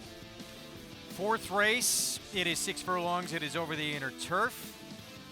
And it's a maiden special weight. It is also the start of the NYRA Bets Late Pick 5, which means mandatory payout today, the final day that it's open only to NYRA Bets customers and those who reside in the state of New York. It's going to be opened up to the world next week. Yeah, it is. So this is going to be the last day for all you New Yorkers, but don't fret. It'll still be very, very big as soon as we open it up to the rest of the world. All right, now it's Kit Kat Katie, favored 2-1. Jeremiah Engelhardt, Javier Castellano ran very good first time out, who is the horse to beat on the board. From the time he first set foot on a racetrack in the afternoon, Runhappy let it be known he was blessed with immense talent. An awkward start, green as could be in the stretch. He'd go on to win by 8+ lengths. Eventually, he would go on to reel off 6 consecutive victories, 3 of them at the Grade 1 level of competition in a dream campaign that was worth the wait for his connections. Runhappy was going to be the last horse I ever owned, and I was getting out of the business. I'd had so many disappointments and heartbreaks and lost so much money at it, and then came Runhappy. So I guess the lesson there is persistence, never give up. His performance in the Breeders' Cup Sprint was one that people will talk about for years to come. I mean, it was another, yet again, freaky performance, set the track record. The way he did it was pretty incredible. He won at Keeneland, he won at Saratoga. Runhappy! He won at Santa Anita, he won at several of the legendary places in horse racing. Runhappy is simply super! He polishes off an outstanding campaign with a dominant victory in the Malibu! What a great horse, what a great thrill it was to be around Runhappy and now to follow his stud career. We couldn't be prouder to have Runhappy and have him stand at Claiborne Farms. That is myself and my daughter's happy place. We love Claiborne Farms and Runhappy loves being there. We put him in stall number 1 for a reason. We have a lot of confidence in this horse. We think he has all the capabilities and characteristics that you kind of look for in a great stallion. You know, he had the speed, he had the form, he had the freaky talent, the athleticism, and he's really throwing it in his foals and yearlings. So we're over the moon with what we've seen. We feel like we're in a great spot, and now it's up to the offspring to prove it. I'm looking forward to his first winner and hopefully his first greatest stakes winner. So we're going to have a lot of our own Runhappies. We campaign ourselves, and obviously lots of other people have Runhappy. So we're really looking forward to see if he can pass on his brilliance to these horses. We have 4 Runhappy yearlings, and we hope to buy some more at the sale. So hopefully we'll end up with 10 or 12 by next year. We decided to stay in for the majority share of Runhappy, so Runhappy is still part and parcel of our family. We think about him every day, and he's a champion to all of us. Well, Mac has been such a great supporter of our show, and we wish him all the best. He had a little medical scare last week, and he, from the hospital, got on the phone, hopped on to chat with us, let us know he's okay, and to talk about Runhappy and the thrills that horse has provided, and the thrills he's going to provide with his offspring running. He seems as excited to see what he'll do at stud as what he did on the racetrack. Yeah, when we asked him that question, you could tell he was glowing in his voice that he can't wait to watch sort of like his grandsons run. And it seemed like Runhappy meant that much to him and still does. And obviously a brilliant racehorse. And I think he's going to be a brilliant sire. So Mattress Mac's going to have a lot to look forward to in the future. We got the Pick 6 coming up. Over the inner turf here, 6 furlongs, straight maidens, Kit Kat Katie, a lot to like from that debut effort. And Javier Castellano already with a win in a turf sprint this afternoon. Yeah, and Kit Kat Katie comes off a nice little race at Belmont, running a good second-place finish for Jeremiah Engelhardt, and Castellano will stay aboard. And here's my ticket, 5, 6, 7, 9. The 8 would be the other horse for me in here, obviously, but I don't love horses that lose leads in the stretch. 2, 5, 6, 7, and 8. The 8 is a horse that I know is 0 for 9, but you have to use in race number 5. 1, 4, 5, 7, 9. I think the 9 in in the 6th race could be a horse to use. And then I'm going to single and play just a late double to end the NYRA late pick 5 before it opens up. Mr. Buff, basically probably going to be even money or lower to stock trade in the last. If you feel like going a little bit bigger and going maybe Mo Diddley to beat Mr. Buff, that would be my other one. I'm not a seafoam guy, put it that way. Okay. 46,000 and growing. Yes. In the NYRA Bets late pick 5 pool, and it is a play you got to get involved with this afternoon since it is a mandatory payout. Let's take a look at that debut from Kit Kat Katie. It was back on May 2nd. It was at 5 furlongs at Belmont. It was a good debut. I mean, look, she ran a good second-place finish that day. She'd been working on the Belmont training track, and I thought she pursued pretty well, to be honest with you. I mean, if you look at the winner, Foolish Humor was well clear. She had horses on the outside of her. She had horses pursuing her from at least a horse on the outside for the whole stretch, and she never let that horse by. So I like to look maybe a race inside a race, and then she comes back with a Bullet Drill 2 back, and she's had a little time off. So she should be fit and ready. With more on this field, it's Paddock Report time. Let's go downstairs to Maggie Wolfendale. Greg, I like Kit Kat Katie here once again. I liked her first time out, so there's every reason in my mind to believe that she can get the job done here, especially with that extra furlong. But let's take a look at some others also debuting here at Belmont on the turf is number 5, Morality Clause. She ran a lot better than I thought she would because she just did not look that fit that day. And boy, is she a lot more tucked up. I mean, you can see, I don't want to say you can see her ribs by any means, but you can see that definition throughout her hindquarters, throughout her flank that just wasn't there going back to the beginning of, or the end of last month. So that month in between races has done her well. I think she can move forward from that 3rd place effort, only beaten 3/4 of a length like she did last time. Now moving on to number 8, Ember Zip. She was a beaten favorite down at Gulfstream Park on May 11th.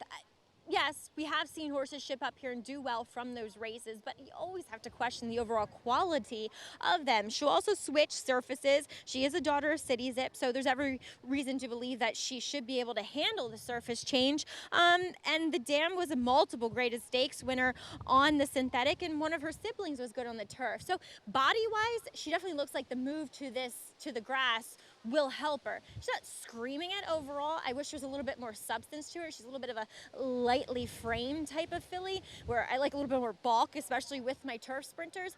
So she's okay. I can see where she'd run well here, but I'm just not her biggest fan. As we have some raindrops, it's a cloud looking a little ominous here. Hopefully this blows over. Number 6 is from the Christophe Clement barn, Living at the Beach. I like that name, with this pedigree. And these Treasure Beaches, they've been known to fire early on this surface. And she's very well spotted here. This is exactly what she wants to do, but she might want to go a little bit longer. Other than that, incredibly well prepared. She's very fit. She's very professional. I like her. It's just, is 6 furlongs going to suit her? We've seen it work with his other progeny in the past, though, too. And then finally, number 9 is Fancy Persuasion. We don't see many Iqbals running, but Wesley Ward will send out this daughter of that son of Medaglia d'Oro.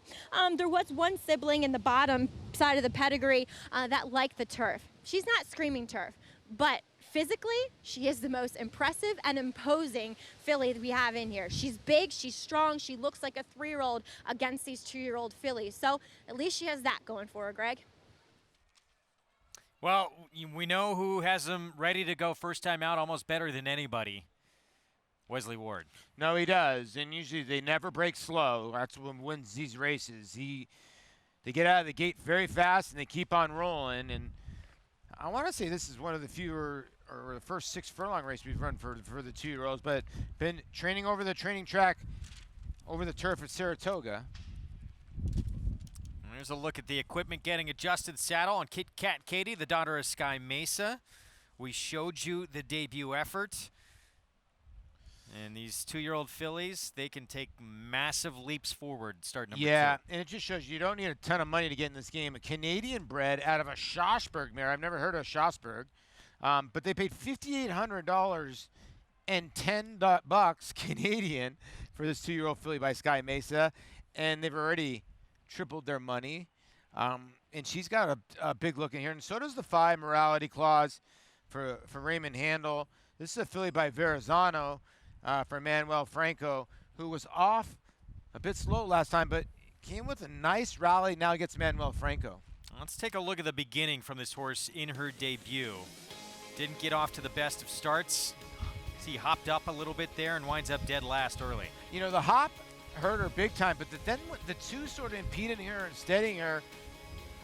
Good job by at the time, I think Louis Reyes just sort of getting her to settle way back in a field of 6, and then she came with her run late, and she just missed in this race. I mean, she sort of saved a little ground, and then she wheels out, what, 5-6 wide in the middle of the racetrack, and she came with her run, and she only missed by about 3/4 of a length. So without that bad beginning, she would have graduated. 7-2 as she gets set to make the second start of her career, and you definitely could see with a clean beginning her getting the money this afternoon for Ray Handel. Don't forget, mandatory payout today in the NYRA Bets Late Pick 5 final day that it's open only to NYRA Bets customers and those residing in the state of New York. Next week, everybody's able to get involved.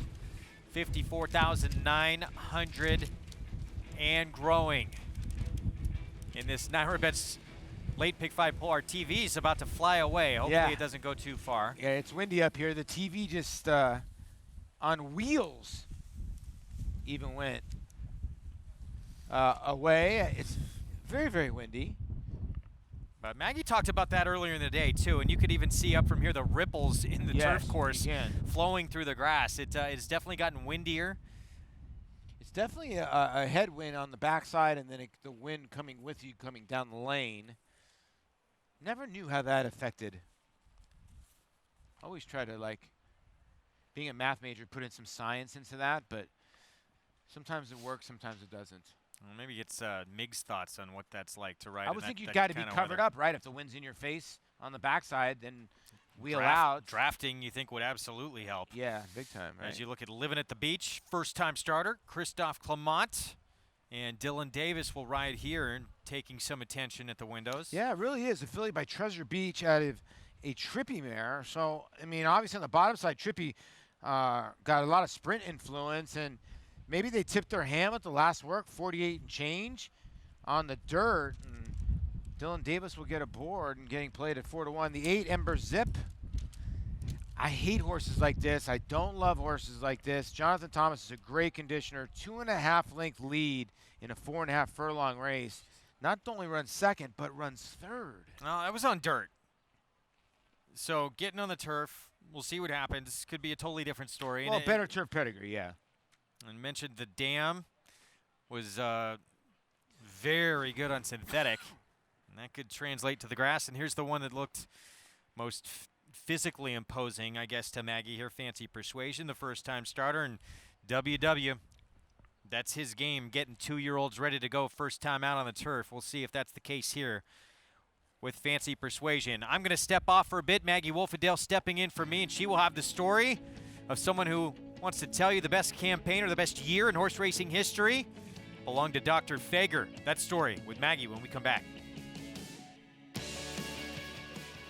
Grade 1 winner Lee traveled the world competing against the best of his generation. A graded stakes winner on both dirt and turf, he set a new track record in the Grade 1 Don Handicap and retired with earnings of more than $2.3 million. With yearlings bringing up to $650,000 and his first crop 2-year-old selling up to $430,000, the sky is the limit for this promising young stallion. Lee, standing at Claiborne Farm. Practical Joke was all business. He won the home. Practical Joke always showed a lot of ability. He showed a lot of heart, a lot of determination. Right from the first breeze, he identified himself as one of the best in his crop. Practical Joke down to the wire, the Champagne. Practical Joke took both the Hopeful and the Champagne Stakes, and he's a fast, tough, precocious 2-year-old, trained on, showed even better form at 3. It is Practical Joke in the Allen Jerkins. He's going to be a horse that no commercial breeder can leave off their list. She's a very elegant, beautiful mover, has a great shoulder, pretty walk, and a real strong hind leg. Being by Runhappy, that's just even better because he was such a racehorse. And they say he ran drug-free, and that's a great thing in our business. And I just hope that she can be a runner for somebody. Runhappy, standing at Claiborne Farm.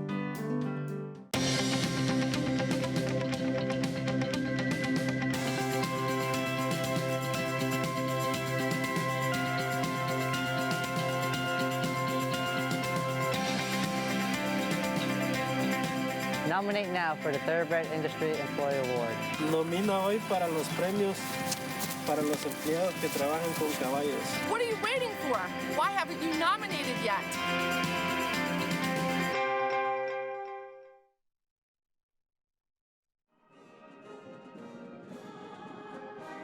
Hi, my name is Joel Politi. I'm the proud owner of Serengeti Empress, who's running today in the Acorn Stakes at Belmont Park. This is one of the last tracks that I haven't been to, so it's pretty exciting. You met these guys then? You're like old friends in a minute, right? All right, go get them. It's beautiful. Soak it up. They're about to head into the gate. They're off in the Acorn. Serengeti Empress veered in a bit at the break, but will fly on for the And you caught a glimpse of our colleague Tom Amoss in that little piece. Joe Paletti, owner of Serengeti Empress, and they've been so gracious to take us on the ride that she's been on, from winning the Kentucky Oaks to a valiant second-place effort in the Acorn. Make sure you check out America's Best Racing for all the latest updates on how Serengeti Empress is doing and where she'll run next. Welcome back to America's Day at the Races. I'm Maggie Wolfendale, giving Greg Wolf a little break. Alongside Paul LoDuca, we have Richard Migliore, who will be coming up soon with a bit of analysis as far as these 2-year-olds that we have going post for Polly here in race number 4 and how they're acting. But this is a fun little race. 6 furlongs on the turf course for the female babies. Yeah, and you got 2 horses in here with the 7, Kit Kat Katie, who ran well first time out. The 5 as well, Morality Clause. They both ran very good in their debuts. Then you have Ember Zip, who ran on the dirt first time out, but she's got a better turf pedigree, and that's the 8. Then you go to the 9, and you got probably one of the best 2-year-old trainers ever, especially when it comes to turf, too, in Wesley Ward, and he has a 9. So a very intriguing race. I would think the 5 outside fillies, no disrespect to the 2 and 3, all have a shot here, because the Clement first-time Tyrers of 6 is taking money, Maggie. And I liked her. She's very intriguing to me, especially given the fact that she's by Treasure Beach, who seems to be able to fire early with his progeny on the turf course. And you brought up Wesley Ward. We'll check in with one of his star 2-year-olds, Maven, and he ran a little bit earlier, or last night, I should say, in France. So we'll have that replay coming up a bit later, but we'll kick off a post parade here, and it begins with number 2, Apollo's Abraxas, for Kimla Dowdy, returning to the turf for her 3rd start. Yeah, first time on the turf, was 15 lengths out of it, really needs to improve. Another long shot is number 3, Launch Sequence, first time on the turf with Junior Alvarado aboard. I don't know. Please tell me, Maggie, have you heard of this sire, Zevo? Yes, he was a really good New York bred for trainer Chad Brown. A little bit before you came around here to New York, so I don't blame you for not knowing. I was going to start dropping Whip It. I thought it was Devo, but we see number 5 coming out, Morality Clause, the second-time starter. Ran well first time for Ray Handle. Yeah, this is a filly by Verrazano. You're right, did run well and had a little bit of trouble in the beginning, and now gets Manuel Franco aboard. I wish I was living at the beach. That's number 6. Christophe Clement sends out this first-time starter with Dylan Davis. Yeah, I thought, not working that fast, then boom, that last work is pretty eye-catching. Maybe that's why this horse is getting played a little bit here at 5-1. Kit Kat Katie, well, she was beaten by Foolish Humor, who would subsequently go on to run at Royal Ascot to no avail over soft ground. But she comes back in here for a second go with Jeremiah Engelhardt. Yeah, I still think that's a key race, though. 2 back, she came back with a really good drill, too. She's the one to beat in here. Absolutely. As number 8, Ember Zip, debuted down in South Florida, will try the turf for the first time. Yeah, the filly by City Zip will get on the turf. She showed a ton of speed, probably went too fast early and just got run down late in her debut. How many Iqbals have you seen in your life? I know, right? Number 9 is Fancy Persuasion with Wesley Ward. Yeah, he bred this one, did Wesley, too. This horse could be dangerous. 1, 2, 3, This horse got about 6 or 7 turf works already, so they sort of know what they got under the engine. And you know, because you don't really know too much about Iqbal's progeny. He only ran 3 times, all on the main track for Kieran McLaughlin. But Medaglia d'Oro, that's a good enough turf influence as well. The crazy part is he's 8 for 19 with his first-time starters. He's 42% is Iqbal, and I would think most of them are trained by Wesley, but that's an insane stat. Yeah, that's great. That's telling. And she was a big, imposing filly, too, down in the paddock. So wouldn't be surprised if we see some speed from her. As number 5 in here, Morality Clause. She looked a lot more together to me, but as far as her warm-up is concerned, let's check in with Richard Migliore. And Mig, we want to know, the wind's kind of subsided here, but what is it like when you're dealing with such a strong headwind? Well, certainly on the grass, Maggie, you would like to get some cover, follow somebody, not be the one breaking the wind. It has calmed down a little bit, and in the paddock, it was kind of swirling. Almost felt like a little bit of a tornado-like effect, a twister effect. The dirt was swirling around a bit, but it has calmed down a little bit. The rain was coming a little bit sideways. I'm taking cover underneath the little portico here where the scale is. I think the 5-horse looks fantastic too, Maggie. She left the pony, excuse me, getting a real good warm-up here, and I just think she was really well turned out. I loved her coat, loved the way she's acting. Looked like she kind of really clued in from the first race, but in a positive way. She wasn't nervous whatsoever, just very focused, and I like the 5 Morality Clause on the racetrack. The 6, Living at the Beach, first-time starter from Christophe Comant. We saw him crack last week with a first-timer. That was on the dirt. I like this filly. She's all turf. She's kind of got that long, lean, kind of lanky look to her. I think she'll really like the turf. I like what I'm seeing from her. I also think she's probably going to be better going a little bit further, but it'll be interesting to see. I'm going to pick her because I just thought she handled herself very classy, and Christophe cracking with a 2-year-old that came out of Saratoga last week. Maybe this is another one as well. And Dylan Davis, the jockey, has been going up to Saratoga working 2-year-olds for Christophe, so maybe he'll be rewarded like Raylu Gutierrez was. And the 9, Fancy Persuasion. First-time starter from Wesley Ward. I think you'd be remiss not to mention a first-time starter from Wesley Ward, particularly sprinting on the turf. Had a good look to her, like the steady works on the grass that Paul mentioned. I thought she could look a little bit tighter, but Wesley's horses sometimes fool me, so I'm not going to go with that. I'm going to go with that. Wesley Ward's got a great record with first-time starters, Maggie. He fools me too, Mig. Don't feel bad. But going back to number 6, Living at the Beach. Mig brought up she was previously training at Saratoga, and Christophe's son, Miguel, at the helm up there. And 2, with these Christophe Clement first-time starters, they're so well-schooled, Paul. I mean, he brings them through the paddock every day on their way to their morning workouts and gallops, and he schools them by hand 2 days before they run. So they are pretty clued in when they come over here for the first time to run. Yeah, and this horse has got a giant pedigree on the bottom side. I mean, Dam is a half-sister to a Grade 1 winner in Precious Passion. So the whole bottom side of this family has got a ton of worth to it. And the way this horse is getting played at the window, I would think could make a good account of herself. Although she's got to deal with the 7 and the 8 who ran decent races for 2-year-olds at this time of year. Those are not bad numbers. And like Mick said, you're dealing with a guy in Wesley Ward who might be the best ever to train 2-year-olds. So I left one horse off the ticket. It's the 8 if you want to use Ember Zip. And I probably would, which just because Jonathan's really good turf trainer and he might have this one sit off the pace instead of go to the front end today. Yeah, you would think so, because a lot of times the dirt speed doesn't translate necessarily to turf speed. And Joel Rosario, he's good in any kind of position he wants to be in. Now, City Zip, obviously, they're so versatile. They can kind of handle anything. The Dam Ember Song, trained by Todd Pletcher, she won multiple graded stakes on the synthetic, though, which usually translates well to turf sometimes. They didn't try her that often on the turf, as we do see a little bit of rain coming down here at Belmont. Though the sun seems to be out all around us, so I don't think it'll be lasting too long. Yeah, hopefully it won't be too bad. As you look at the 7, Kit Kat Katie, 5-2 right now is your favorite. Now, I get it. I get why the public's going here. There are the 5. The 8 and the 9, you're sort of projecting a little bit. Obviously, that the 9's going to run first time out, and the 8 is going to get a little bit better. And there is the 9, the Wesley Ward runner. Well, what's interesting here is between the 7 and 5, Morality Clause had a narrower margin of defeat, ran the same number, and I know Kit Kat Katie was beaten by Foolish Humor, well-regarded Wesley first-time starter, but the 2 horses that beat Morality Clause had races under their belt. They were actually 2 Cassie horses who were making their second start. So, you know, you can give that one up to experience, too. Yeah, and they ran a second faster. I get it. They have different times on different courses, but a second faster, and there is Morality Clause. But I'm with you. If she breaks better than she did last time, and what I love is look at Ray's work before she ran. Bullet. 48 breezing for the gate. Make sure she was tight.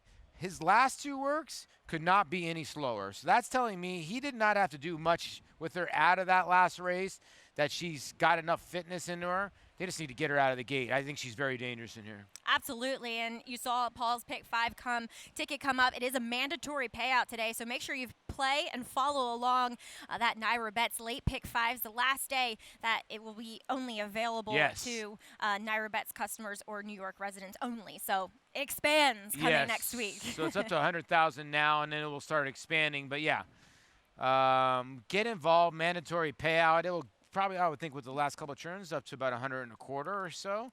Absolutely. And I think most people are going to single Mr. Buff, you think, in the sequence? I don't know. I thought that now I don't think anybody else is fast enough to go with him, but you're going to have those other 2 horses, Seafoam and the horse on the outside, Mo Diddley kind of pressuring him. And if Mr. Buff can get into a stride, I've always said this, he's this big lumbering horse. If he can get in a stride and be comfortable, he's dangerous. But if that falls apart, Dynamax Prime is the one that's going to come running. No, that is true. I tell you what, Dynamax Prime and Mr. Buff are both hoping it rains because they both love wet tracks. Yeah, a little moisture in this track wouldn't hurt. The track is open in Harold right now, so that rain is getting in there a little bit. But like I said, I don't think it's going to last long. Yeah, either do I. As they are just about in the gate as we kick off the NYRA Bets late pick 5. It all starts here with that mandatory payout in race number 4. We'll throw it up to Larry Collmus, who has a call of the 2-year-old fillies. And here's Fancy Persuasion. And Irad Ortiz Jr. up to the outside stall. And they're all in line.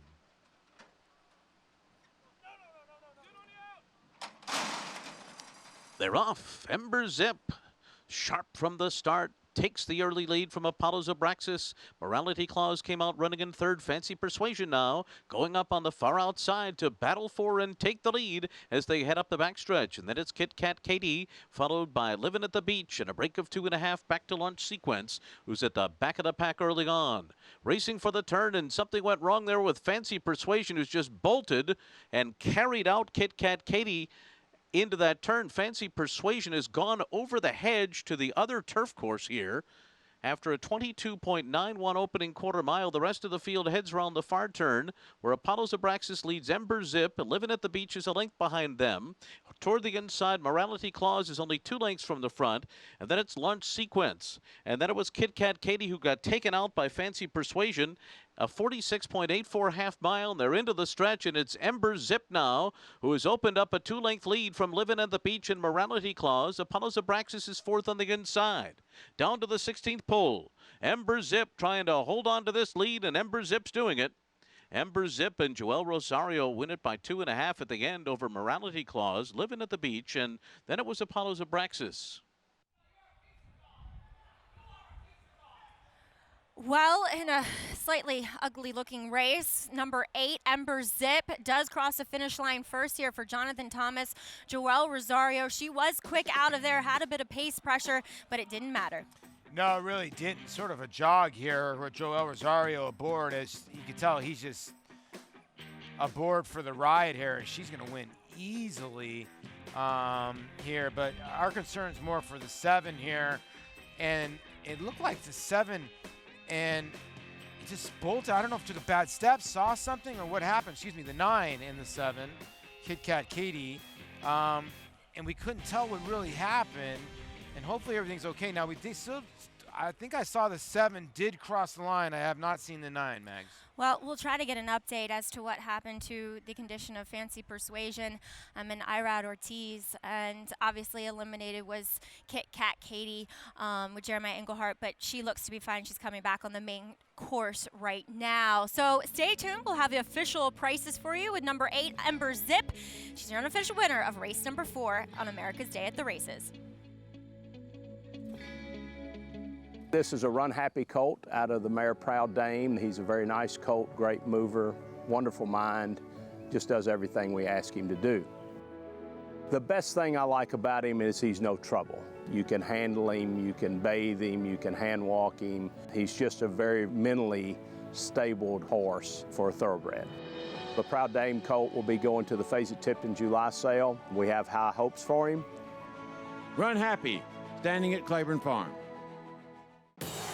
It's America's original sport, and no one covers it better than americasbestracing.net.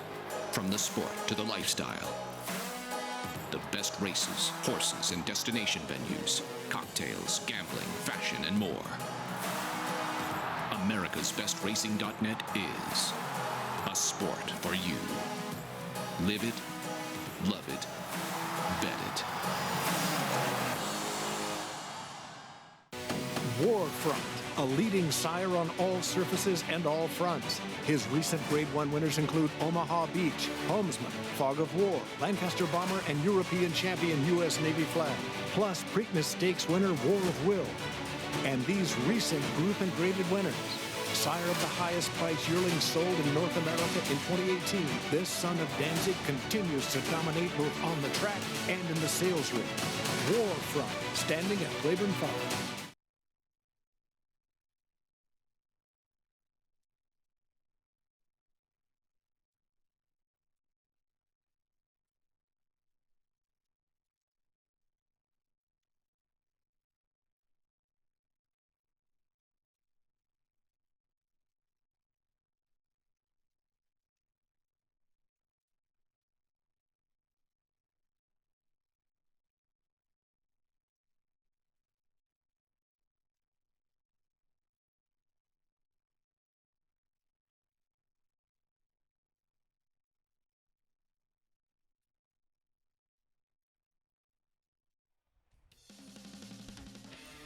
Welcome back. You're watching America's Day at the Races. We do see Irad Ortiz there in the turf ambulance, if you will, that the EMTs use for turf racing. It's just quicker and easier to use a little cart like that, Paul. And we did see him walking. We'll try to get an update as far as his condition and Fancy Persuasion's condition as soon as we possibly can.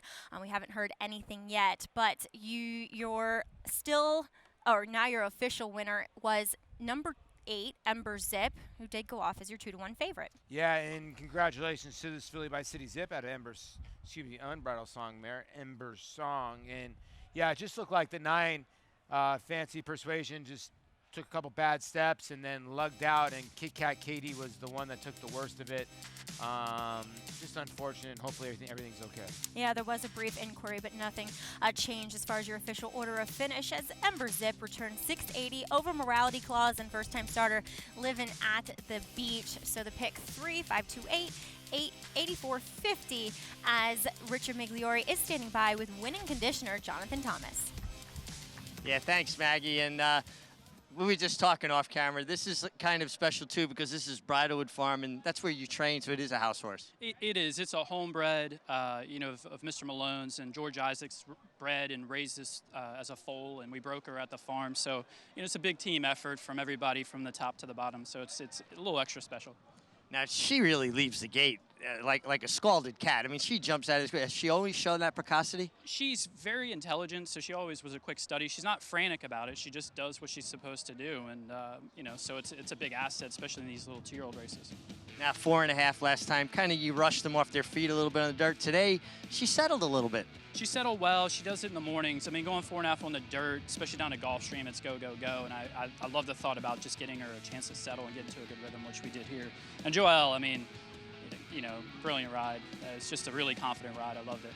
Well, it seems like his gift is getting horses to run into his hands. They almost melt into his hands. They do, and I think it gives a horse a chance to get confident. You know, if you can give him a couple of strides to get confident and figure things out, it just sets up the tone for the rest of the race. Now, I know she just won, and, you know, you got to see how she cools out and everything, but where do you think you go with her from here? I mean, you'd love to go to Saratoga and run in a 2-year-old stake going 5.5. I mean, that's what she'd like to do. 5.5 on the turf? On the turf, yeah. We'll keep her on the grass for sure. So her mom, Todd, trained and was a poly specialist, Ember's Song, and actually Todd trained her when I worked there. So, you know, it only makes sense to keep her on this surface. Jonathan, thanks very much. Thank you. Bye. Guys, he's got Catholic boy, he's got 2-year-olds, he's got all kinds of horses, and a guy that came up with a future Hall of Famer, Todd Pletcher, Jonathan Thomas. Absolutely, and it's cool that he got to work with the dam too. I mean, Jonathan, he is such a well-rounded horseman. I mean, he started off showing horses. He was a jump jockey. He's worked for some of the best trainers that we have in this country, and he's certainly a great trainer in his own right.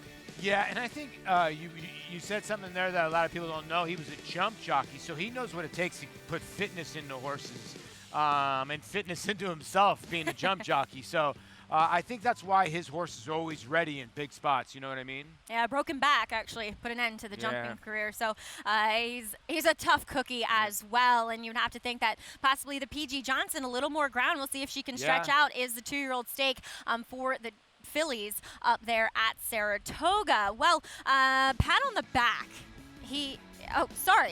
We're going to take a look at this maiden claimer coming up here in race number 5. It is for the New York bred, 6 furlongs on the main track here, Paul. And on the outside, certainly had his chances, this 4-year-old son of Pincay, Sure Money. Yeah, you're right. Listen, the 2 horses that are going to get bet in here are the 2 and 8, right? And Preston Court was 17-1 last time out, and Sure Money was like 6-1, but they both don't love to win races. It's going to be very interesting what happens here. This is a wide open group of colts and geldings. Yeah, it is. You can make a case for a lot of long shots in here, though I'm interested to see what one of my husband's former horses does. Fortune Smiles getting back to the dirt. He needed this class drop. These are his friends. He might be able to pull it off here, getting back to this surface. As well, a New York bred that definitely likes the dirt is Pat on the back. He's gone 4 for 6 in New York bred stakes. It's time for open company, according to his trainer, Jeremiah Engelhardt. His next start, it's coming up next weekend in the John Nehrude, and he worked out here yesterday. Impressive. We'll throw it to Mig for his thoughts. Yeah, Maggie, he was impressive, and you see how Dylan Davis kind of sitting up there, you know, around the turn, trying to hold him, drops his hands and lets him go on and do it all on his own here. Although I think Dylan keeps looking down at his left wrist at a watch. I'm going to have to talk to him about that. You know I don't like that, but he did this very easily. He's been in really good form this year, so hopefully he can continue on that winning track. Come on, man. You're a jockey. You should know how fast you're going. You know, like that, you should have a clock in your head. And yeah, I was always taught that actually when I was riding at 12 or 13. Don't put a clock or a watch on your thing and learn to do it in your head a little bit. But teach their own. Correct, absolutely. But you went pretty fast, Dylan. Yeah. 47 and change, as it was a good-looking workout for the 7 furlong try in next weekend's John Nehrude. And John Nehrude, well, he was one heck of a trainer. He actually conditioned the champion, Dr. Fager, and a former Compton school teacher and Dodger Stadium, maybe Paul ran into him, peanut vendor by the name of Richard Aller has tried to convince anybody who would listen why the 1968 season of Dr. Fager's was the best in 20th century sports. Well, will he convince you? Sports is the national narcotic. And if some crazy vendor got on a national show and proved beyond any reasonable doubt there was nothing like this, I think it would have an effect. Richard Aller wants to convince you and anyone who will listen that Dr. Fager's 1968 championship season is the greatest in the history of horse racing. Okay. And there goes Dr. Fager. the fastest horse of all time, able to accelerate quarter-mile splits faster than any horse that ever raced. He could accelerate a quarter-mile split 7 lengths faster than Secretariat. It's Dr. Fager in front by 3/4 of a Breaking length. the 130-pound jinx with apparent ease, Dr. Fager, number 9, flew in on Thursday, raced Saturday, and left Sunday. The only horse ever to be Horse of the Year, Handicap Horse of the Year, Sprinter of the Year, and Grass Horse of the Year. But Dr. Fager coming on strongly. He goes now to the front by a head. Beating 2 Horses of the Year, carrying to less than 130, as much as 139. Got faster as he carried more weight, defying the laws of physics. He could sprint, he could come home, he could come around horses. He did it all, but he didn't do it in the Triple Crown, so he'll never get his just due. Now, let's take a look at American Pharoah. You don't evaluate a horse on one race. You evaluate him on a series of races. So I began to root for him and evaluate him. And I didn't know quite what he was in 1968. And I began to get enraged at the distortions that were made. Let me historically define that. Dr. Fager ran in 1968. Martin Luther King and Robert Kennedy were assassinated. Vietnam War protests. Hey, hey, LBJ, how many kids did you kill today? Race riots all over the country. A riot at the Democratic National Convention. A protest at the Olympics in Mexico City. The most tumultuous year in 20th century history. And he was not on national television.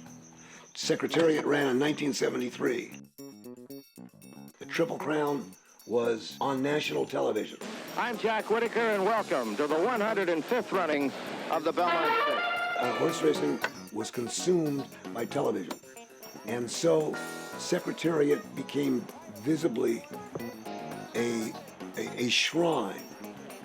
And then when I began to study everything and all the details, and I have a great deal of respect for Secretariat, I realized a terrible historical mistake had been made.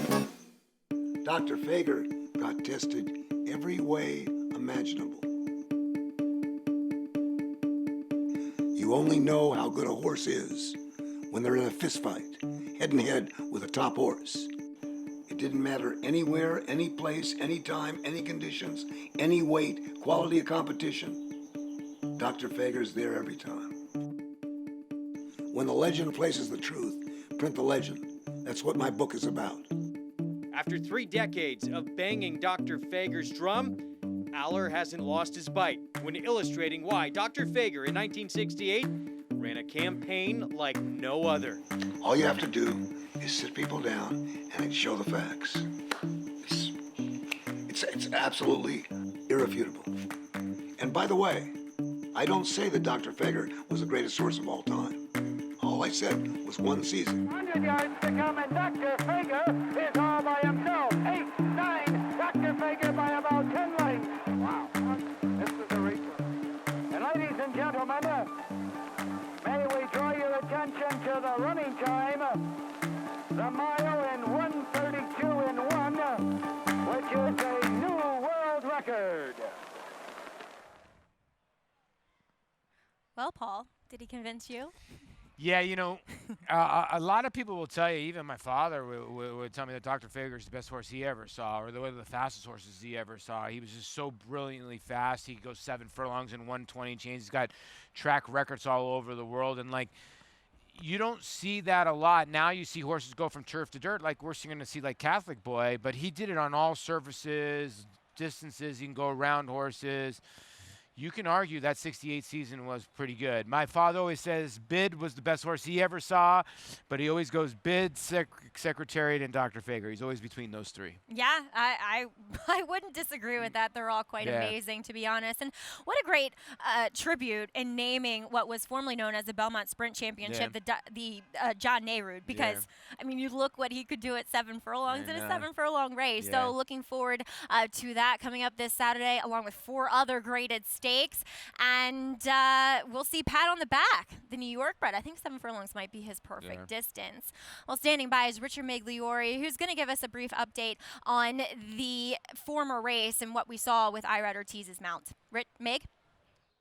Well, Maggie, I ran downstairs by the jockey's room. Irad had already been released from first aid. It is protocol that when a rider comes off of a horse that he has to be checked out at first aid to continue riding for the day. And he's fine. He had to bail out before the filly got into the hedge. I don't have a full report on the horse yet, but Irad Ortiz is fine and will be riding the remainder of the day. So that's good news. He took a shoe yesterday. He had this little incident today, but he seems fine. It's good to be young, Maggie, that's for sure. Some of these horses here in the paddock look pretty good, and I actually like a couple of long shots. The 3-horse Wisecrack from Carlos Martin, man, she looks great. Yeah, just got a great hydrated look to her and at a big price. This is a horse that I think I would have to use. And the 8-horse Sure Money from Eduardo Jones, making a nice impression, looking good, as is the 4 Ella's Ghost, who's a bit of a price. So, this is the kind of race that chaos can ensue because they are a little bit of a lower level horses, and it's just about who might be good on the day, Maggie. Absolutely, Meg, and they are leaning heavily here on Sure Money. My problem is, Paul, is that I thought he should have gotten the job done last time, and he just came up with nothing in the last 16th of a mile. He didn't, and every time he's never gotten to the turn with the lead except last time, and he just gave it up. Now, I guess it was going 6.5 furlongs. Maybe Benji Hernandez can get him to go 6 furlongs, but is there other speed in here to go with him? It doesn't look like it unless Preston Court, the 2 goes, unless the 1 Soup Baby with the blinkers on goes. I would think Ella's Ghost is going to show a little bit more speed. And the 5 is the 1 horse that I can't believe is 4-1. That horse has shown speed going maiden special weight. I would think at 25 would show speed today. We'll see. Luis Saez is aboard. That always means a little bit of speed, as we'll have more from this field here on race number 5. Stay tuned. You're watching America's Day at the Races. No sport in the world brings the wins home like racing. It's one-of-a-kind, high-speed, high-stakes action, and NYRA Bets takes you there. Place your bets and watch the races live from anywhere. With NYRA Bets, make easy, secure deposits and promotions every day to earn reward points or cash. Download the NYRA Bets app or visit NYRABets.com. Sign up now for a $200 new member bonus with promo code LIVE at NYRABets.com. This proven son of Giants Causeway has sired 4 millionaires, including Claiborne Farm stallion Lee. Recent top runners include Cutting Humor, winner of the Grade 3 Sunland Park Derby, plus 3-time graded stakes winner Sharp Samurai, and international star Shamal Nibras. This year, his 2-year-olds have brought prices up to $310,000. First Samurai, standing at Claiborne Farm.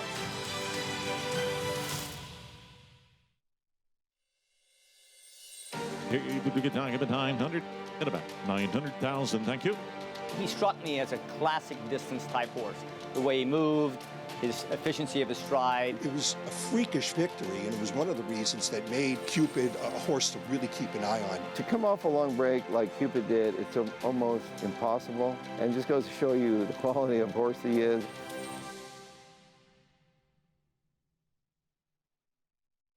This Runhappy colt is a very precocious, good walking, balanced colt, correct. But overall, I love his physique, his demeanor, and his balance, and his attitude. He's a very lovely colt. I see a lot of similarity of the stallion. I'm excited to be selling this horse. I haven't seen any other Runhappies, but if they all look like him, I know they're gonna sell well. Runhappy, standing at Claiborne Farm. America's Day at the Races is right back with you as we have horses in the paddock tacked and ready to go with 8 minutes to race number 5. It is a New York bred maiden claimer.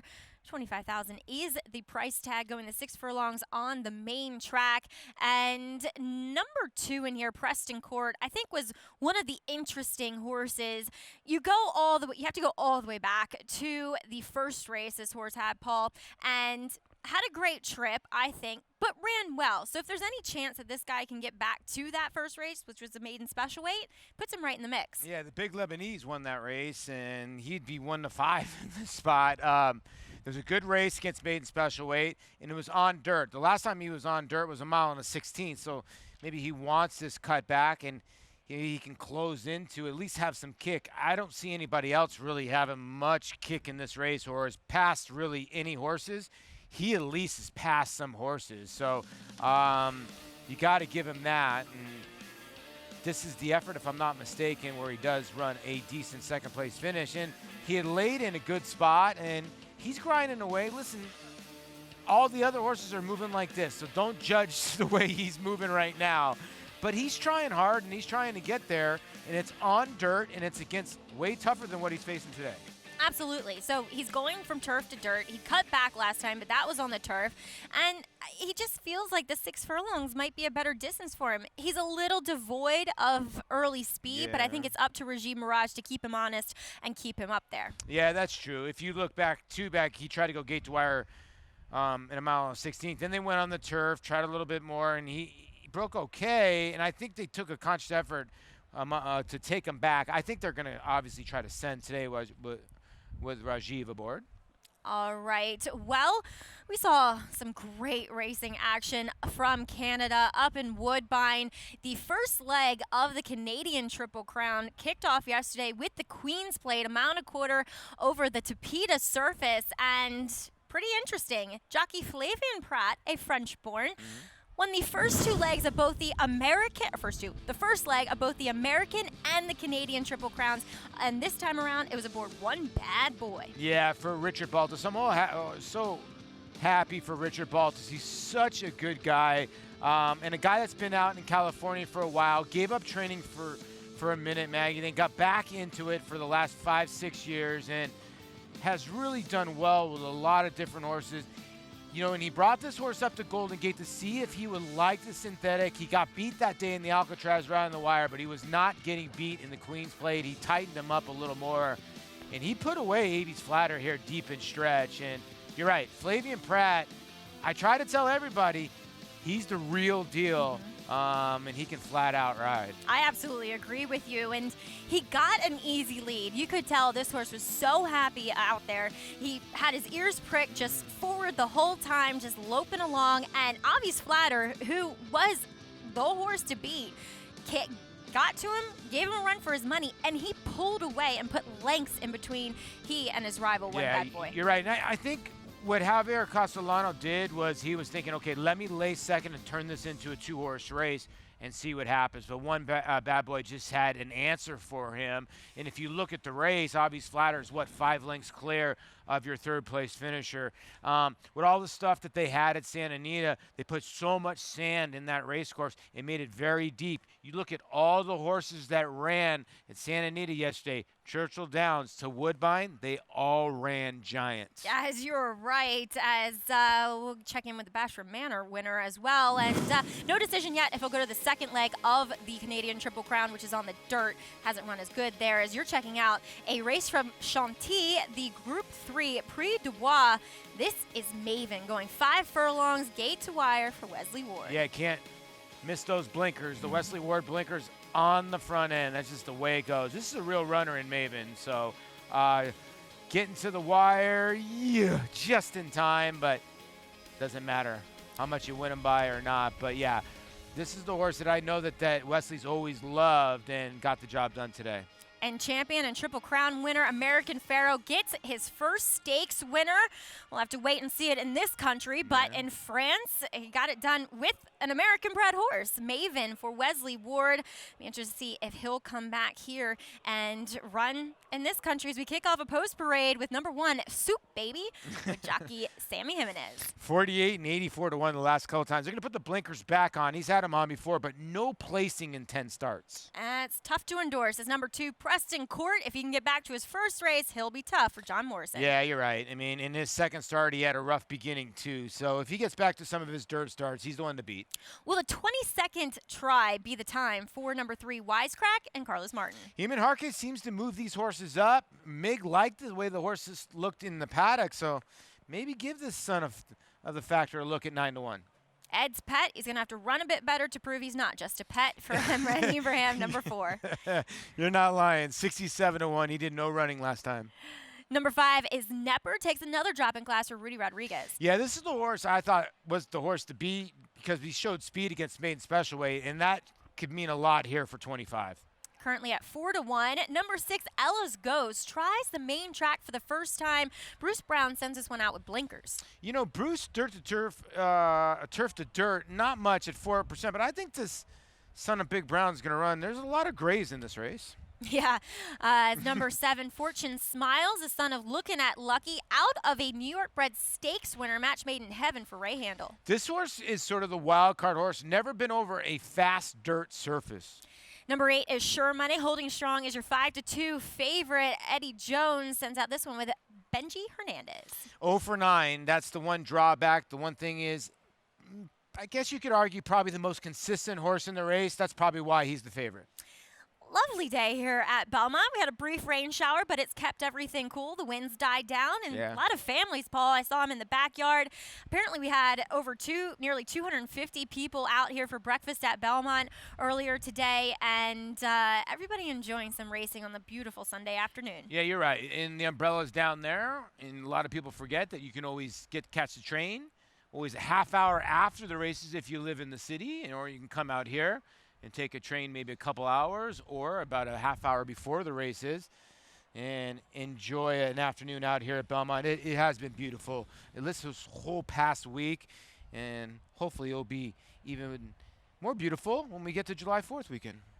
Yeah, can't wait for that. Yeah. As we will check in with Richard Migliore, who has an update from our previous race, race 4, in regards to number 9, Fancy Persuasion. Meg?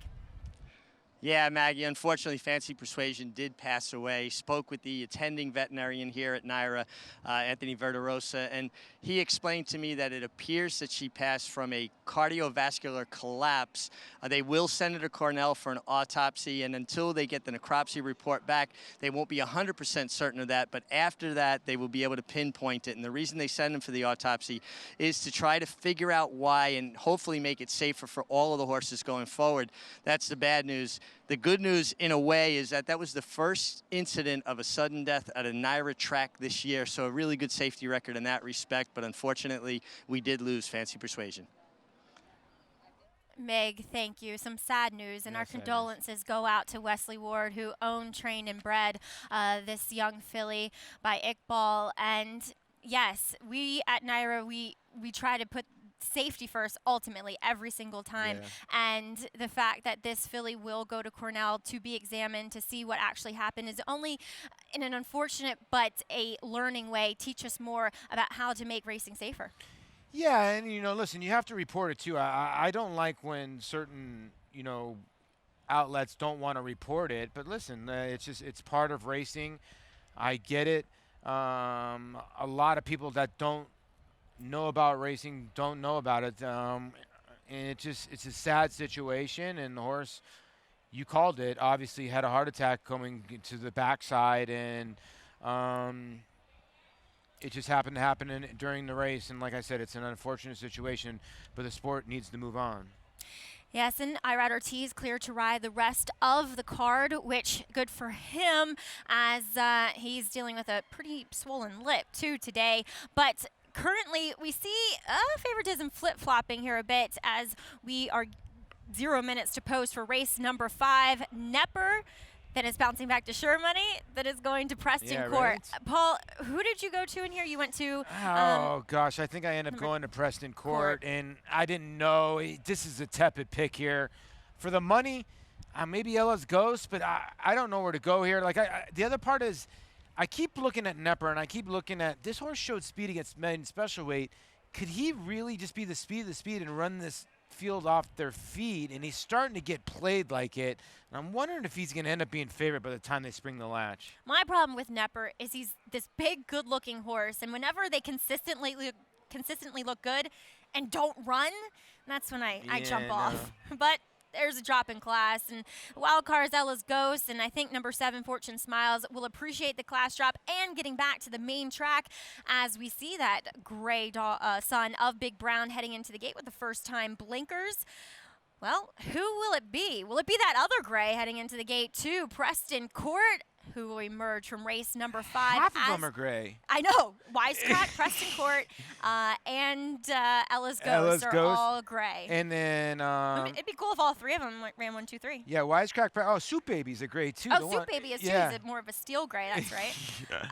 Yeah. Ooh, and Preston Court very reluctant to load. We see the front doors open. This is a tactic used a lot by our NYRA gate crew. Horses want to move into a more open space. They become claustrophobic, and that's just a tactic that they use to try to get them to walk forward. And we'll see them kind of push Preston Court in there. The front doors will be closed. Now he's in, and jockey Reggie Mirage will climb aboard once in the gate. So hopefully nobody else decides to act up. It's always amazed me when they do open that gate that the horse has just not gone through, but they just know, okay, I guess got to get to the gate. Lend me your ear. They always pull him by the ear and get him in there, and they close the gate. But Preston Court so far, he's acting okay since they've got him in there. Yeah, he's a bigger horse. I think they get a little claustrophobic, to be honest, in the gate a lot of times. I know, you know, and it's always the big ones. They're like, I don't want to do it. I'm like, man, I can't blame you. As we see Sure Money heading in, we'll throw it up to Larry Collmus for the call. They're all in line.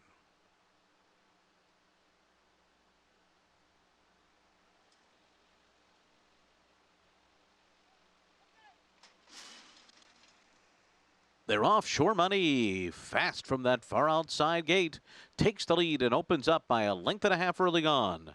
Fortune Smiles is away running in second and coming after Sure Money early on. And then comes Wisecrack, Preston Court to the inside, and Ella's Ghost. Nepper goes by Soup Baby as they move for the turn, and Ed's Pet is well behind, trailing the field. Sure Money the leader. Here's Wisecrack moving up alongside. These two now head and head through a 23.66 opening quarter mile. Then Preston Court, Fortune Smiles fourth on the outside. Ella's Ghost is fifth. Nepper wide in sixth, then 5 from the front. And then it's Soup Baby and Ed's Pet is at the back of the pack. So they make their way toward the top of the stretch here with Sure Money trying to hold off the competition. Here's Preston Court, one off the rail into second. Taking third now is Ella's Ghost on the outside. Now second and closing in on Sure Money. And then it's Fortune Smiles. Wisecrack has dropped back to fifth. And now Preston Court switches paths to the outside of Ella's Ghost and Sure Money. Ella's Ghost has a head in front. Sure Money fights on second. Preston Court still trying to come and get them in third. Then Fortune Smiles on the outside, and they're coming down to the line. It's going to be the battle of grays, and it's Preston Court. And Rajiv Mirage up in time over Ella's Ghost. And then Fortune Smiles or Sure Money. Well, 2 of the 4 grays, we got him to the wire first, Paul, as Preston Court just up in the nick of the time. Looks as though his tongue tie came untied there a bit, as Regime Mirage needed every inch of the Belmont stretch to get his nose in front. He didn't break as well either. He was such the best in here, and I can't believe he won this race. Dylan Davis had a ton of horse on the 6 Ella's Ghost, and he made a big wide move, which I thought was the right move, but the 2 looked dead. Yeah, absolutely. I mean, look, that looks as though he's not going anywhere. Then once he gets clearer, he re-rallied. Yeah. Yeah, and I like to go back to the beginning because maybe his tongue tie got untied after the beginning because he broke good, but he sort of lunged at the break, and the 6 sort of idles here late at 18-1. And the 2's going to just drill him right at the wire. But go back to the beginning here. Does the 2 buckle at the gate, or what happens here? Looks like he bobbled a little. Yep. He did. And the tongue tie was already off, huh, I know. We gotta talk to John Morrison about tying that tongue tie. John Morrison, one of the nicest people that we have on the backside, works very, very hard. So good to see him get his 3rd win of this Belmont meet with Preston Court. Yeah, congratulations. Good job by Rajiv to stay focused. They didn't go very fast. This wasn't the toughest group, but he was able to stay focused after the bad bobble and stay on her because it looked like Dylan Davis had put this field away, but he was able to re-rally. Tough beat for Bruce Brown and my good friend Michael Schrader with Ella's Ghost, but we'll have the exacta prices coming back for you as we see, that Bashford Manor winner. We'll have a full recap of the stakes races from Churchill on the other side of this break.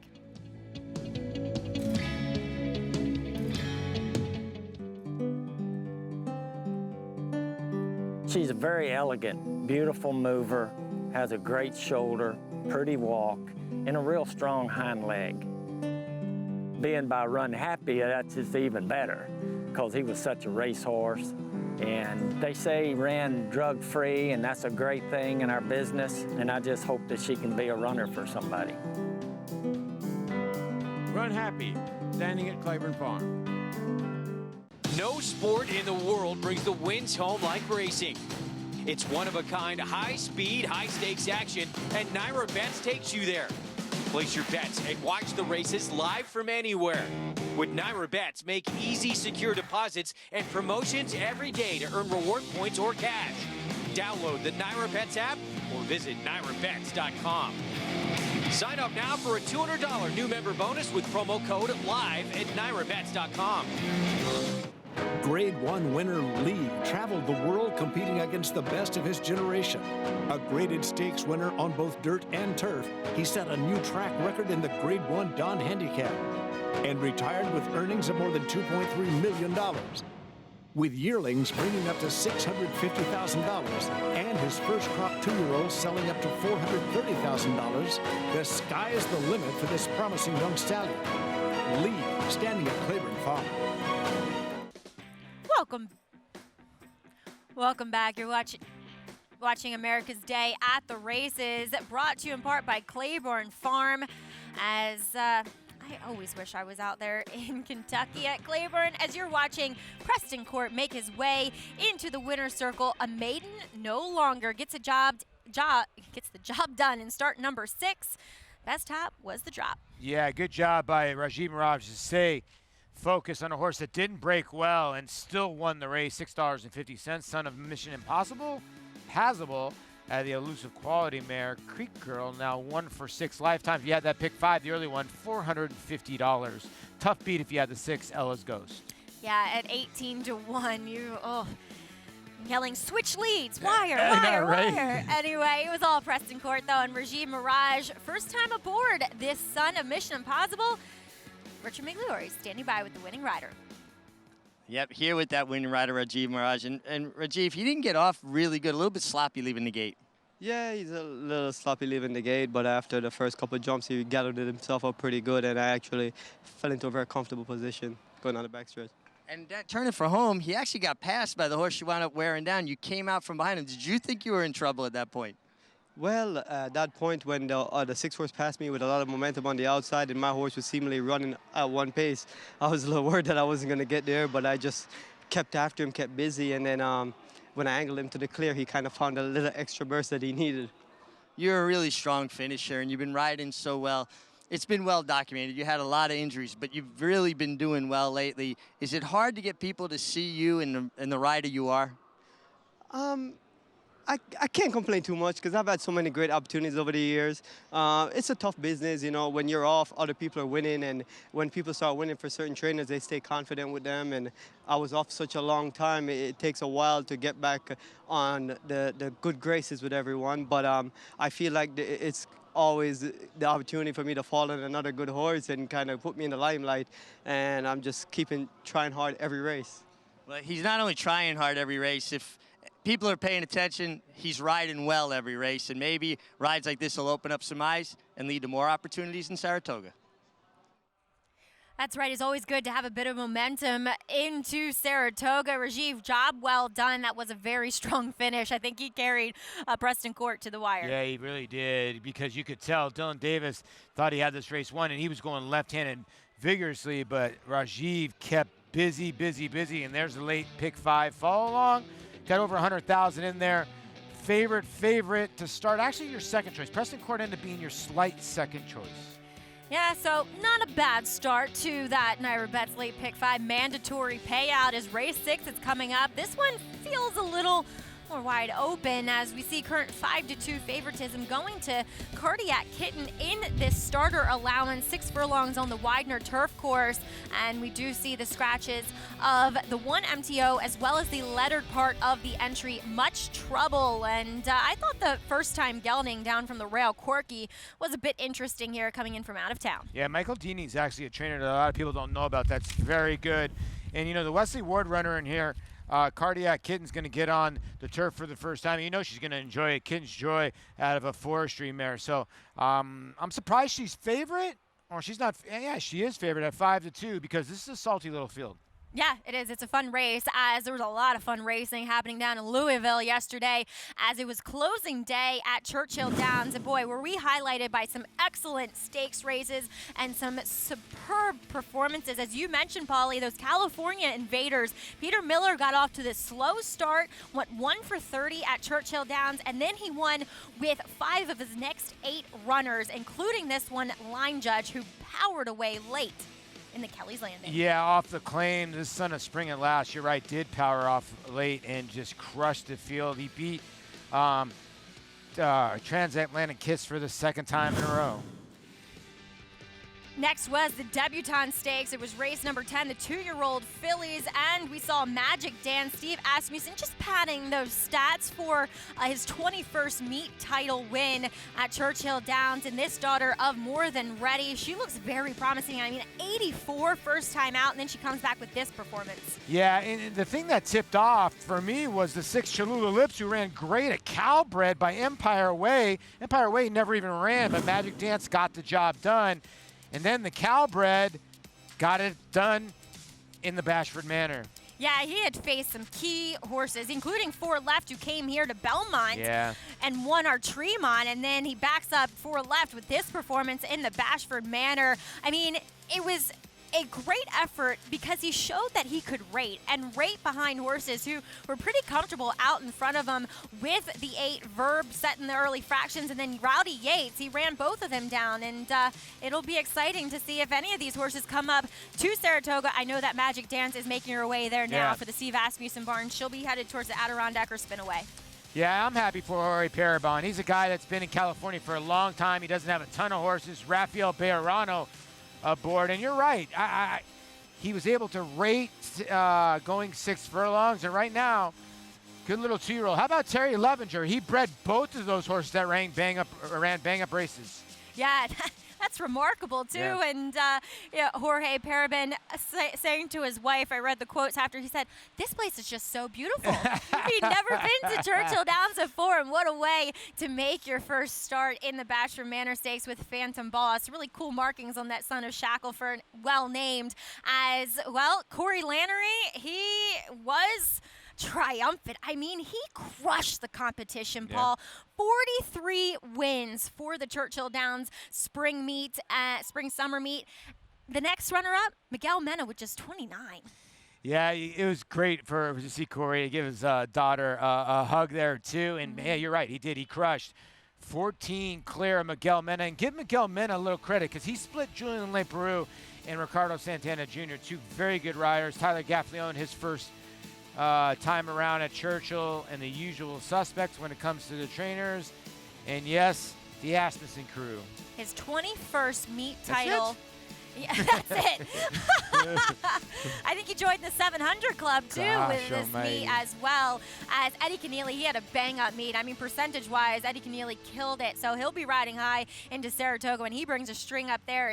We'll see most of those trainers on that list up at the spa. Always good to check in with the Kentucky contingent as we all meet in Saratoga. We're just less than 2 weeks away from opening day, July 11th. I can't wait, Paulie.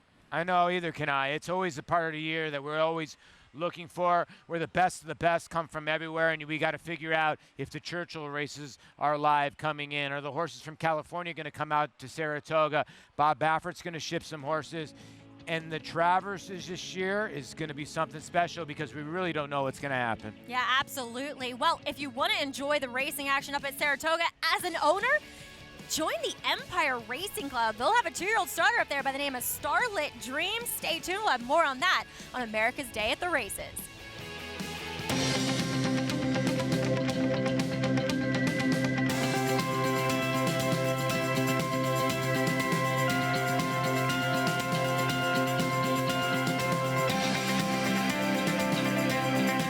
Nominate now for the Thoroughbred Industry Employee Award. Nomina hoy para los premios para los empleados que trabajan con caballos. What are you waiting for? Why haven't you nominated yet? Warfront a leading sire on all surfaces and all fronts. His recent Grade 1 winners include Omaha Beach, Homesman, Fog of War, Lancaster Bomber, and European champion U.S. Navy Flag, plus Preakness Stakes winner War of Will. And these recent group and graded winners: sire of the highest price yearling sold in North America in 2018, this son of Danzig continues to dominate both on the track and in the sales ring. Warfront, standing at Claiborne Farm. Whether you have Derby dreams or Midsummer Derby dreams, this is Tom Durkin to tell you a registered New York bred can take you there. That New York bred Exact and the Whitney by multimillionaires Diversify and Mind Your Biscuits shows the kind of quality that allowed New York breds to earn more than $93 million on the world stage last year. On-track successes have spurred New York bred sales result. At the March OBS sale, Chestertown sold for $2 million. And this New York bred 2018 yearling brought $1 million at Saratoga. So get with the program at nybreds.com. This is a Runhappy colt out of the mare Proud Dame. He's a very nice colt, great mover, wonderful mind, just does everything we ask him to do. The best thing I like about him is he's no trouble. You can handle him, you can bathe him, you can hand walk him. He's just a very mentally stable horse for a thoroughbred. The Proud Dame colt will be going to the Fazer-Tipton July sale. We have high hopes for him. Runhappy, standing at Claiborne Farm.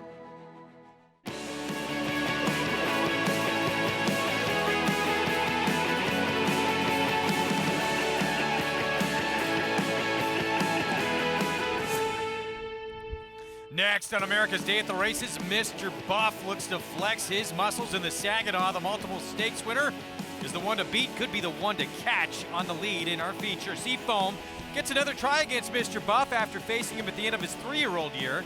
He's clearly taken a step forward as a 4-year-old. And we'll take a look ahead to next weekend's Stars and Stripes program with the Belmont Derby and the Belmont Oaks, part of that turf triple, with a whole lot of money and prestige on the line. Our show brought to you in part by America's Best Racing. For the love of the race, visit americasbestracing.net today.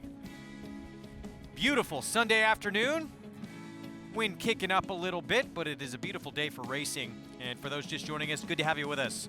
MSG Plus, Fox Sports Prime Ticket, Altitude Network at Fox Sports San Diego, and those also who've been with us all broadcast long on Fox Sports 2. Thanks for sticking around. Greg Wolf alongside 4-time Major League All-Star Paul LoDuca, and Mr. Buff in today's feature. He got a little assist with the scratch of the speedster next door, Runaway Loot, coming out. Yeah, he did, and he's the horse to beat in here. He is. He definitely is. He's 8 for 28 lifetime, $568,000 in the bank, and he's 2 for 10 here at Belmont, and he could be the speed of the speed. Now, we're going to show you his commentator when he ran third, but he got beat by Pat on the back. And Giant Expectations was the best in this race. He got dead left for Peter Urton and almost won it.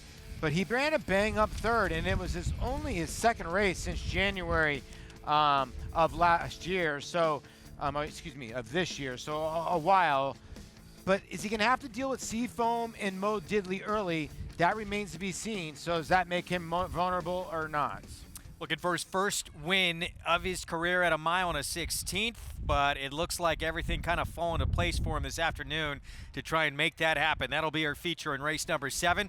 You could play that race, all the races we show you each and every day on our show by getting signed up with NYRA Bets. $200 new member bonus when you bet $200. Use the promo code LIVE at sign up to take advantage and bet any track, anywhere, anytime at NYRABets.com. Track conditions are brought to you by Piranha Fly Spray, the preferred fly spray of Belmont Park. Piranha on, pests gone. Main track is fast. Turf course firm for today's action as we take a look at what we still have remaining here. So races 6, 7, and 8 still coming up. That 7th race, the Saginaw, our feature. 8th race to close out this week of racing will be on the inner turf at a mile and a 16th. Quite a few scratches in the last race, but still an intriguing group in there where Stock Trade, the 3 for Belmont, could be the horse to beat in that race. But first things first, race 6, 40,000 starter allowance, 6 furlong turf sprint coming up, and this is a very good betting race coming up. You can make a case for a lot of them here. Yeah, everybody's on Corky. The 2 in here for Ballybrit Stable, first time gelding, son of the Factor. He's run some decent races on the turf. and maybe the gelding will make the difference. But taking a ton of money here at the window is the 2 at 9-2. But your favorite is the 5, Cardiac Kitten. Horse is going to get on the turf for the first time for Wesley Ward. The thing that worries me is, why hasn't this horse gotten on the turf before? He's a son of Kitten's Joy. I understand you go Turfway Park, but I mean, maybe races didn't fill. But the last time this horse was seen, he actually won on the dirt like a good thing. So I don't really know what to do with the 5. Well, that's some big pedigree for the turf. The Dam won on turf, although she wasn't stellar. She was 1 for 5 lifetime, but has thrown 4 multiple winners on the turf, 2 of whom became millionaires on the grass. Yeah, I know. I get it. And the worry is why was this horse up for $40,000 on the dirt last time out, having that kind of pedigree? I know he's a gelding, but now they're going to try the turf. So is this an experiment, or are they going on pedigree? Have they worked this horse on turf before? That's what confuses me, because the turf pedigree on this horse is like light years better than anybody else in this race, and it's the first time he's ever gotten on it, and it's his 5th career start. That's what worries me. Post parade coming up.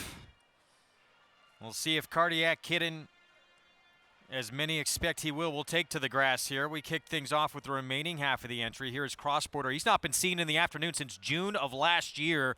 Now he's in a new barn for Mike Maker. He used to run at Woodbine. Yeah, you're right. But he does have 2 of his 3 wins over a turf course and 2 for 5 lifetime.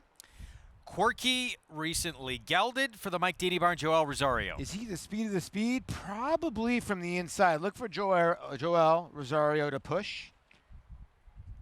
Clyde's runner, he put up a big effort last start to win against 40 Maiden Claiming. You're right, Greg. I mean, he really improved. If he puts up that same effort, he's going to be tough. Now, horse who finished behind him ran 2nd, came back to win in a maiden special by 4 lengths next start. Cardiac Kitten, we talked about the big turf pedigree. He'll get on it for the first time. Yeah, and here he is. He gets a bullet drill 2 back coming into this race, and he gets the tough Irad Ortiz Jr. aboard. Gallant bid, Linda Rice, first-time turf with Rajiv Mirage. Yeah, Blinkers last time did the trick. After the first race, lost by 77 lengths, and then came back and got the W.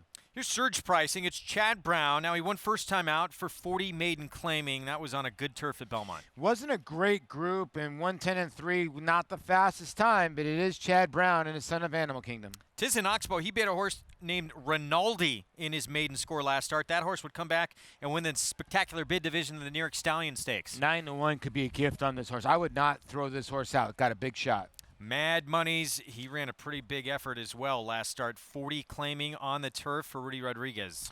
Yeah, this horse was grinding away after being left at the start with blinkers. Rudy put the blinkers back on. His other turf effort, he wired the field. So if this horse breaks, the 9's got to look in here. That's your field for race 6. 5 minutes to post. Let's check in with Richard Migliore for more. Well, guys, a couple of really well-turned-out horses here. We'll start with the 2 Quarky, who seems to be kind of the wise guy horse here. Comes back as a gelding. Could see why they geld him. Horse wants to be a little bit heavier up front, thicker shoulders, thicker neck. One of the byproducts of gelding a horse is it kind of lightens him up on the front end, helps him stay a little bit sounder. This horse possesses good speed. He gets Joel Rosario. We see what he's been doing, particularly with horses with speed. They just kind of melt into his hands, and they carry that speed a long way. And even though he's number 2, he's got the first post position. He's on the rail, and I would expect him to be your pace setter. He looks great, and I think the gelding probably moved him up. The 5 Cardiac Kitten, I heard you guys talking about him. And, you know, it is unusual that he hasn't been on the grass yet, because not only does he have the pedigree, but from a physical perspective, I think he should really handle the grass. He's handled synthetic surface okay, but he's got a long pastern.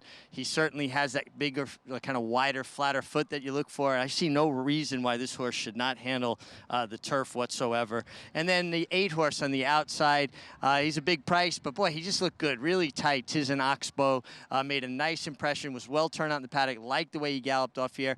And a horse that, at a price, I wouldn't leave off my exotics.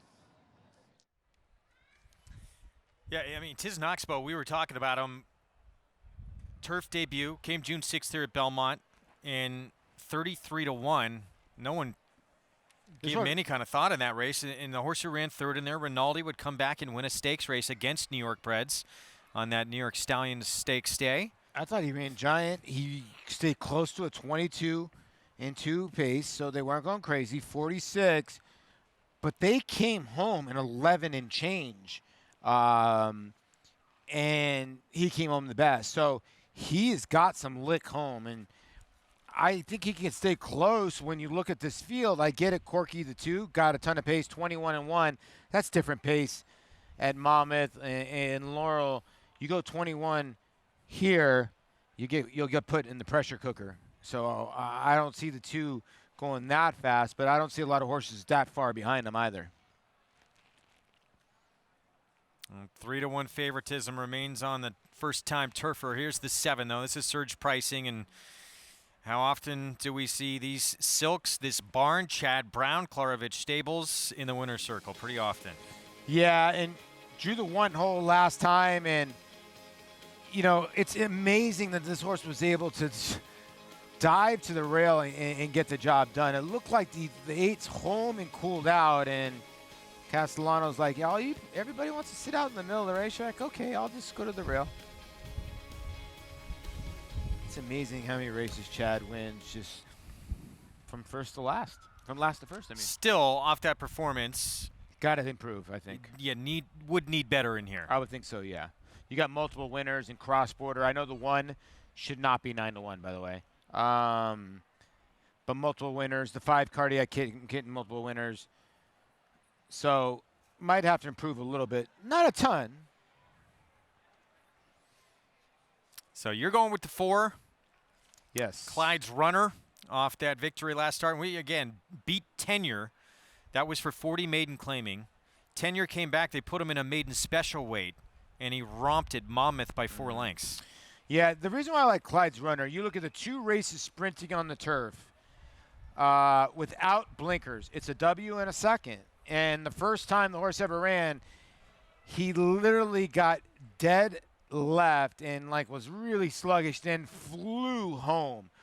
Then his last time on May 24th, he had been off since October, and he was sharp as can be. I think the 4 could be a handful. I can't believe he's 6-1. I think he could be a handful in here. I agree with you.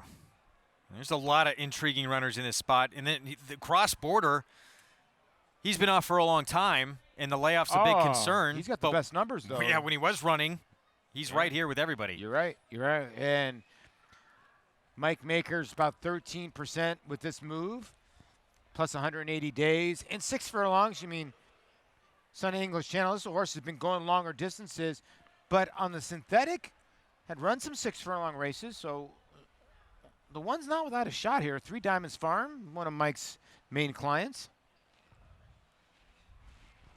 Loading up race 6, start of a late pick 3 here on this Sunday program. And one of the better betting races on the card all afternoon long. No, it is. It's a very good one. I love Clyde's Runner in here. I'm surprised. At 6-1, I love Clyde's Runner. I get surge pricing. I get it's Chad Brown. I just can't take him at 2-1. Not sprinting on the grass. I just can't. Not that horse. Well, you take away the name of the barn and those silks, this horse shouldn't be the favorite. No. I to be honest with you, the 8 ran just as big a race. And it's just obviously different names when it comes to the trainer, but I like the 4 and 8 here. Well, the 8 ran and did it against State Bred Maiden Special. Surge pricing did it against Maiden Claiming. It's true. Because they continue to load up. There is the favorite, surge pricing. Javier Castellano for Chad Brown, Klarovich Stables, son of Animal Kingdom, making start number 2 after getting the job done at 3-1. First time out here at Belmont. Let's send it upstairs to the voice of New York Racing for the call of the 6 from Belmont. Here's Larry Collmus.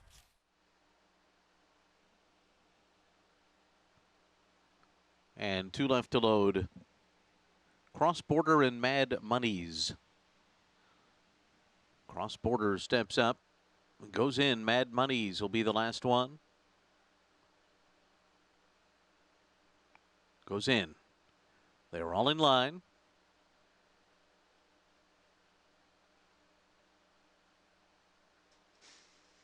They're off. And it's Corky who goes out to the early lead from Cardiac Kitten. Cross Border came out with speed to the outside. Break of 2 back to Gallant Bid. And then comes Tiz and Oxbow to the outside. Clyde's Runner, Mad Monies, and Surge Pricing together at the rear of the field as it is Quarky up top. Joel Rosario and Quarky setting this pace, moving for the far turn in front by a length over Cross Border, running in second. The opening quarter mile in 22.73 seconds. Cardiac Kitten is third on the inside. Tiz and Oxbow is fourth by 2.5. And then it's Gallant Bid on the inside, who's now 4.5 lengths from the front, with Clyde's Runner right up alongside. The trailers, Surge Pricing, and right to the outside, Mad Money. So they're coming to the top of the stretch, where it is Quarky and Cross Border turning for home together after a 45.29 half. These two have 2.5 on Cardiac Kitten, who's quickly cutting into that gap on the outside and closing in with a furlong to run. Cross Border on the outside, battling with Quarky down to the wire. Cardiac Kitten just not getting to them. Quarky fights on inside of Cross Border. These two down to the line together. Quarky looked like he got it. And a photo with Cross Border, and then it was back to Cardiac Kitten and Surge Pricing. They could have run around this racetrack 10 more times. Corky was never going to give up this lead. Yeah, 107.2 the final time. And Cross Border and Luis Saez, we always talk about he's the aggressive one, and he was the one that went after Corky. Corky's going very slow on the front end, and he just could not get by. Maybe the layoff just got to him a tiny bit, but you're right. They just stayed head and head, and you're looking for the one to maybe get by, and just can't. 9-2 on Corky, who was 12-1 morning line, but then again, how dangerous speed is on this turf course. Yep. Yeah. At 9-2, Joel Rosario, Mike Deeney, Valley Bridge Stable, and a son of the Factor collecting the second victory of his career. Yeah, at a big price here. 9-2, but it was 10-1 on the morning line, so a lot of late. 12-1. 12-1 on the morning line. So it sort of went opposite here. As the 1 was the horse not getting played at the window, and the 2 was, and they ran 1-2 around the racetrack. The 5 tried to make up some ground, but it was not happening. In defeat, what a big effort though from Cross Border. This horse hadn't run since June of last summer. No, giant. And like I said, the horse had races to go to. And a good job by Michael Raymaker to get him ready. Favorite winds up fourth, as you can see there. It's Corky, Cross Border, Cardiac Kitten, and Surge Pricing. 2-1-5-7 finish. Prices when we come back. And still to come, our feature race. Mr. Buff had a 4-race win streak at one point. That was snapped in the New Orleans. Back in the Saginaw is the one to beat coming up.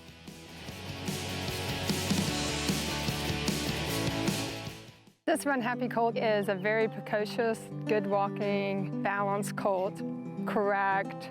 But overall, I love his physique, his demeanor, and his balance, and his attitude. He's a very lovely colt. I see a lot of similarity of the stallion. I'm excited to be selling this horse. I haven't seen any other Runhappies, but if they all look like him, I know they're gonna sell well. Runhappy, standing at Claiborne Farm. Mastery retired undefeated, winning his 4 starts by a combined 20 lengths. A 6-figure September sale purchase. He won impressively in his 2-year-old debut at Santa Anita. From there, he captured the Grade 3 Bob Hope Stakes and completed his juvenile campaign with a dominant performance in the Grade 1 Los Alamitos Futurity. At 3, the top-rated son of Candy Ride sizzled in the San Felipe. Now his much-anticipated first crop has arrived. Mastery, standing at Claiborne Farm. No sport in the world brings the wins home like racing. It's one-of-a-kind, high-speed, high-stakes action, and NYRA Bets takes you there. Place your bets and watch the races live from anywhere. With NYRA Bets, make easy, secure deposits and promotions every day to earn reward points or cash. Download the NYRA Bets app or visit NYRABets.com. Sign up now for a $200 new member bonus with promo code LIVE at NYRABets.com. Back on America's Day at the Races, our show brought to you, of course, in part by Claiborne Farm. 100 years of doing the usual, unusually well. Greg Wolf, Paul LoDuca, Rich Migliore, and Maggie Wolfendale all with you here on this Sunday afternoon in Elmont, New York. And in the winner's circle back in race number 6, Corky Joel Rosario hop into the front early for trainer Mike Deeney and would not relent on the front end. Yeah, it really wouldn't. It was a ding-dong battle down the lane between him and Cross Border, and Corky got the best of it for Bally Brit Stable. Joel Rosario, son of the Factor out of Assam mare, beyond the reach. And the first time gelding, I guess that worked. $11.40. If you had that exact, that's a nice exacta. And again, that final time, sharp 107.2. Let's go downstairs to Mig. Thanks, Greg. And I'm here with winning trainer Mike Deeney, and it's always nice to talk to people that you don't get the opportunity to talk to very often. Corky was very game. You had to be very happy with that effort. Oh, yeah, it was an improvement. He's sort of been struggling at the end, but we thought with gelding him he would get a better attitude, and the jock seemed to think he dug in today instead of playing with the horses like he's been doing. So, as much speed as he has, that's been a factor with him. Is that the thought process behind gelding him? Yeah, because every time all the riders come back and say, I got so much horse, but he's just playing with the other horses. So I told the owner that's the best thing we can do and go forward. So, as good as he was today and as game as he was, any chance we're going to see him in Saratoga? Oh, yeah, you'll see this race one more time, and if he throws another good one, we may even try him in a 3-year-old sprint stake. So. And you've got one more in later on today. How are you looking there? Today I'm okay. I'm sorry. 2 Thursday. Oh, 2 Thursday. Okay, I'm sorry. We were talking off camera, and you were saying that you had others. So you'll be back here Thursday. Thursday. I got Bird's Eye View and New Jersey John, and they both should run good. So. Well, you're hearing it here. Got inside information. The trainer's running 2 Thursday and says he thinks they'll both run well. All right, we look forward to that. We'll keep our eyes out. But this horse, one to keep our eyes on as well, potentially in a stake race, it sounds like, later this summer. Yeah, always had a lot of talent, saying that the jock's always coming back. And if you look, that's a 6th different jockey, Joel Rosario, but I'm sure he'll be on him next time, as the gelding obviously worked. And if you're alive in that pick 5, I think Corky's obviously going to play bigger, and so is Ember Zip. So I think you're alive for a sneaky payoff. Especially if Mr. Buff were to get beat here in the Saginaw. Our feature race coming up next year, 1-turn mile and a 16th. And Mr. Buff, late last year, early into this year, he reeled off 4 consecutive victories, 2 of them stakes wins. Yeah, and he was in great form, right? And he had that one bad race where they took him out of town to the fairgrounds. And so John Kimmel had to sort of regroup. In his last race, he ran a bang-up race in the commentator. He might be fitter today.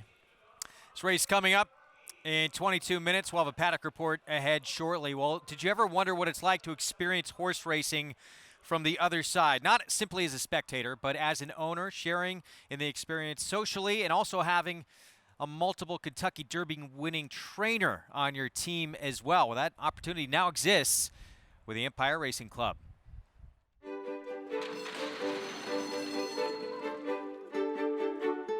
My name is Tom Durkin. I used to work across the street here for a long time calling races. I'm now retired. And among the number of things that I do is work for the New York Thoroughbred Horsemen's Association. I'm on the board. And New York Thoroughbred Horsemen's Association, NYRA, is now sponsoring the Empire Racing Club. And this is our first horse, as yet unnamed, and she's a beautiful filly. And I'm the managing partner of Empire Racing Club. And doesn't necessarily mean that I'm managing everything, because we have a guy named Todd Pletcher that will be actually managing the future of this beautiful filly, and she is a very pretty horse. Well, I'm really excited about the Empire Racing Club. You know, it's a potential to bring new owners to the business, have people come out, get to see what world-class racing's like at Belmont, Saratoga, and Aqueduct. So, you know, I'm really enthusiastic for anything that's going to bring new people to the industry, and for them to be able to participate in ownership of a horse that can run at these type of tracks is super for the industry. The object of the club is to have people experience the experience of being a thoroughbred owner without the expense. The initial fee, and the only fee, is $500.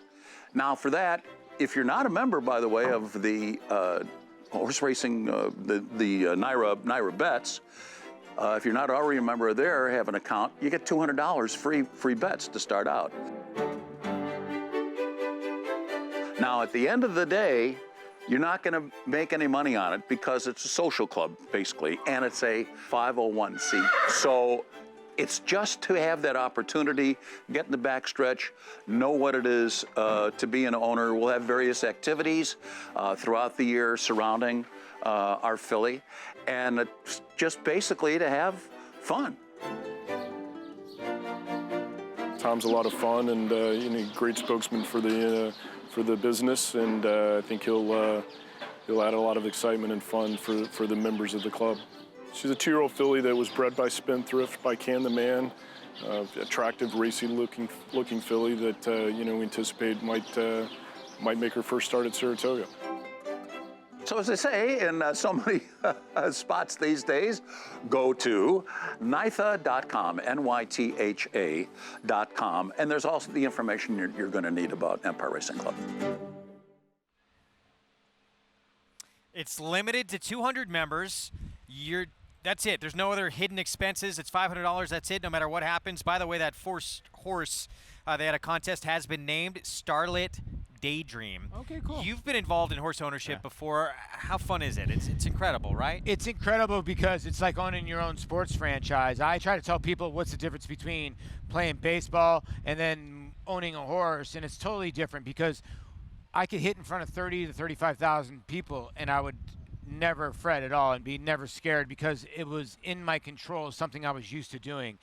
But then my horse went out on a racetrack. I was a nervous wreck, be sweating because I couldn't control it and didn't know what was going to happen. So it truly is a thrill. And when your horse wins, there's nothing like it. If you, too, want to have nervous sweat and be a wreck, this is for you. No, it sounds like it's tremendous. And it's a great social gathering as well. You're with a bunch of members. You're all part of the same team. You have Todd Pletcher on your team as well. How can it get better than that? So a lot of fun and a great opportunity to get involved and kind of dip your toe into horse racing. No, ownership. it is. Like for people that are a little scared to listen, you don't need to buy the whole horse. You can have a lot of friends, partners, and have a good time up at Saratoga and meet some new friends too there in the paddock, that big paddock up there. You're a little sweaty right now too. Let's get that off there. Oh, thanks. Well, I'm leaving here pretty Yeah, you're soon. taking off. My makeup is wearing off. Sorry. The shine. We're going to send you home, give you a little early start to your weekend. The MIG going to be joining me up top here for the feature race to come. But we had a great weekend of racing. We saw some incredible performances. We did. And we'll be back next week to close this meet off strong. Yeah, and I'm looking forward to the Stars and Stripes weekend. I think a lot of people are looking forward to Saratoga. I'm looking forward to next weekend. Still ahead, the heartwarming story of retired racehorses making a big difference at a correctional facility in upstate New York. This successful son of AP Indy has sired 6 millionaires, including Eclipse champion West Coast. This year, Flatter is adding even more stakes winners to his outstanding record at stud. In the auction ring, Flatter topped the 2018 Fasig-Tipton July sale with a $520,000 yearling. And this year, his juveniles have sold up to $375,000. Success on the track, success in the ring. Flatter, standing at Claiborne Farm. It's America's original sport, and no one covers it better than americasbestracing.net. From the sport to the lifestyle, the best races, horses, and destination venues, cocktails, gambling, fashion, and more. americasbestracing.net is a sport for you. Live it, love it, bet it.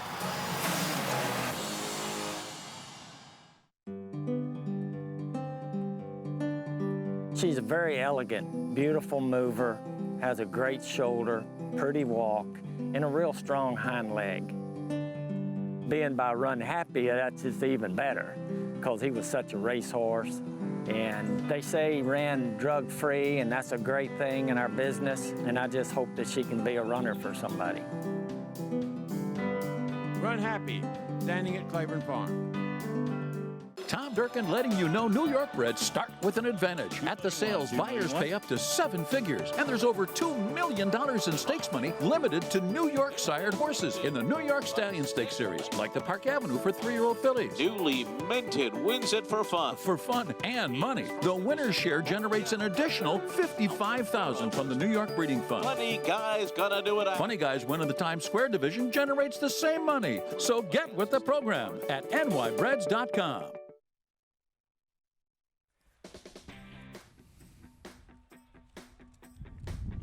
Good to have you with us on America's Day at the Races here on this beautiful Sunday afternoon on Fox Sports 2, MSG Plus, Altitude, and other regional networks across the country. Our show brought to you in part by the champion sprinter Runhappy, who have his offspring going through the sale this summer, and they'll be on the racetrack in 2020. Now standing at Claiborne Farm for $25,000. Greg Wolf alongside former champion jockey Richard Migliore. Mig joining me up here on top of the set just in time for the start of our feature race coming up. We're Mr. Buff, horse to beat here from the rail. Certainly the horse to beat, a horse that possesses speed, and a horse that fights for it. When he makes the lead, he does not want to be passed. He is the boss horse. He's the horse that wants to be the herd leader. And I happen to be very familiar with the entire family.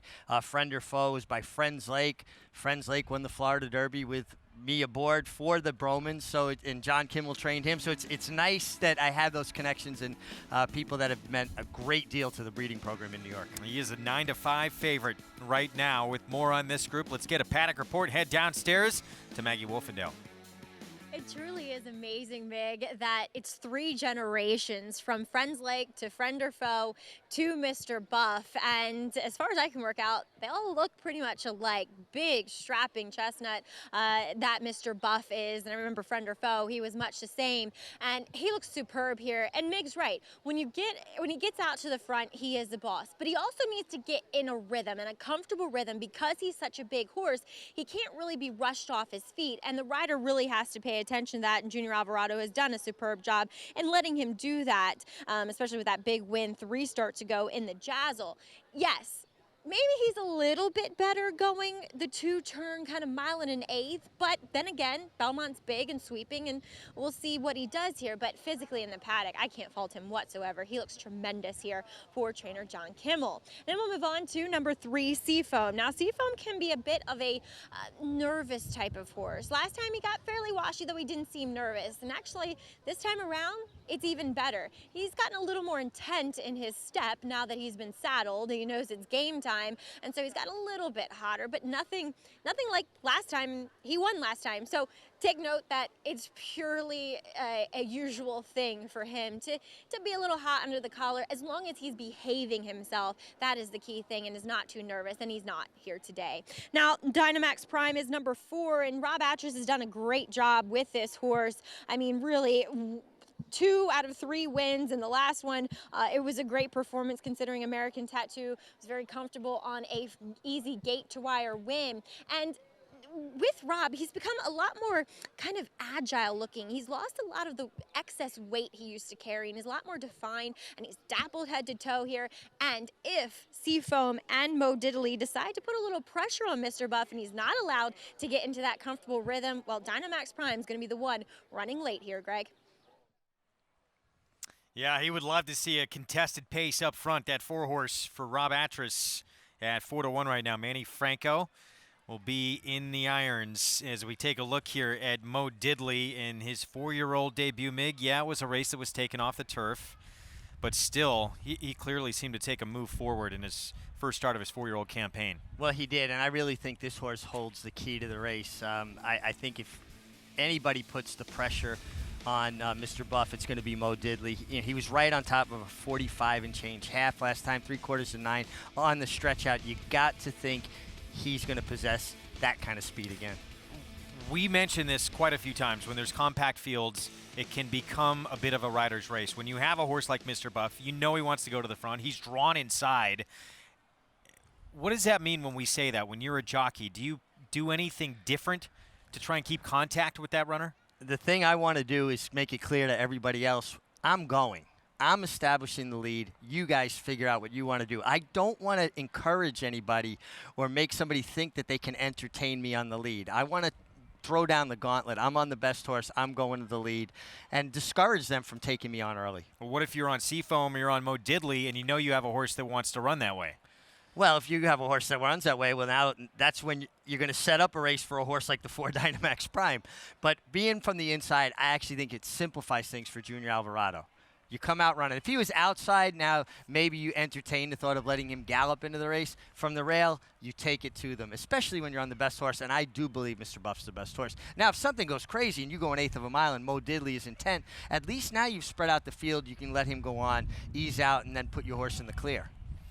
8-5 favoritism. Mr. Buff, the one to beat, drawn perfectly inside. And again, he got a big assist in this race, too, with the scratch a Runaway Loot, who was probably the quickest in this race. Yeah, Runaway Loot possesses sprint speed, so without him in here, it kind of changed the complexion for sure.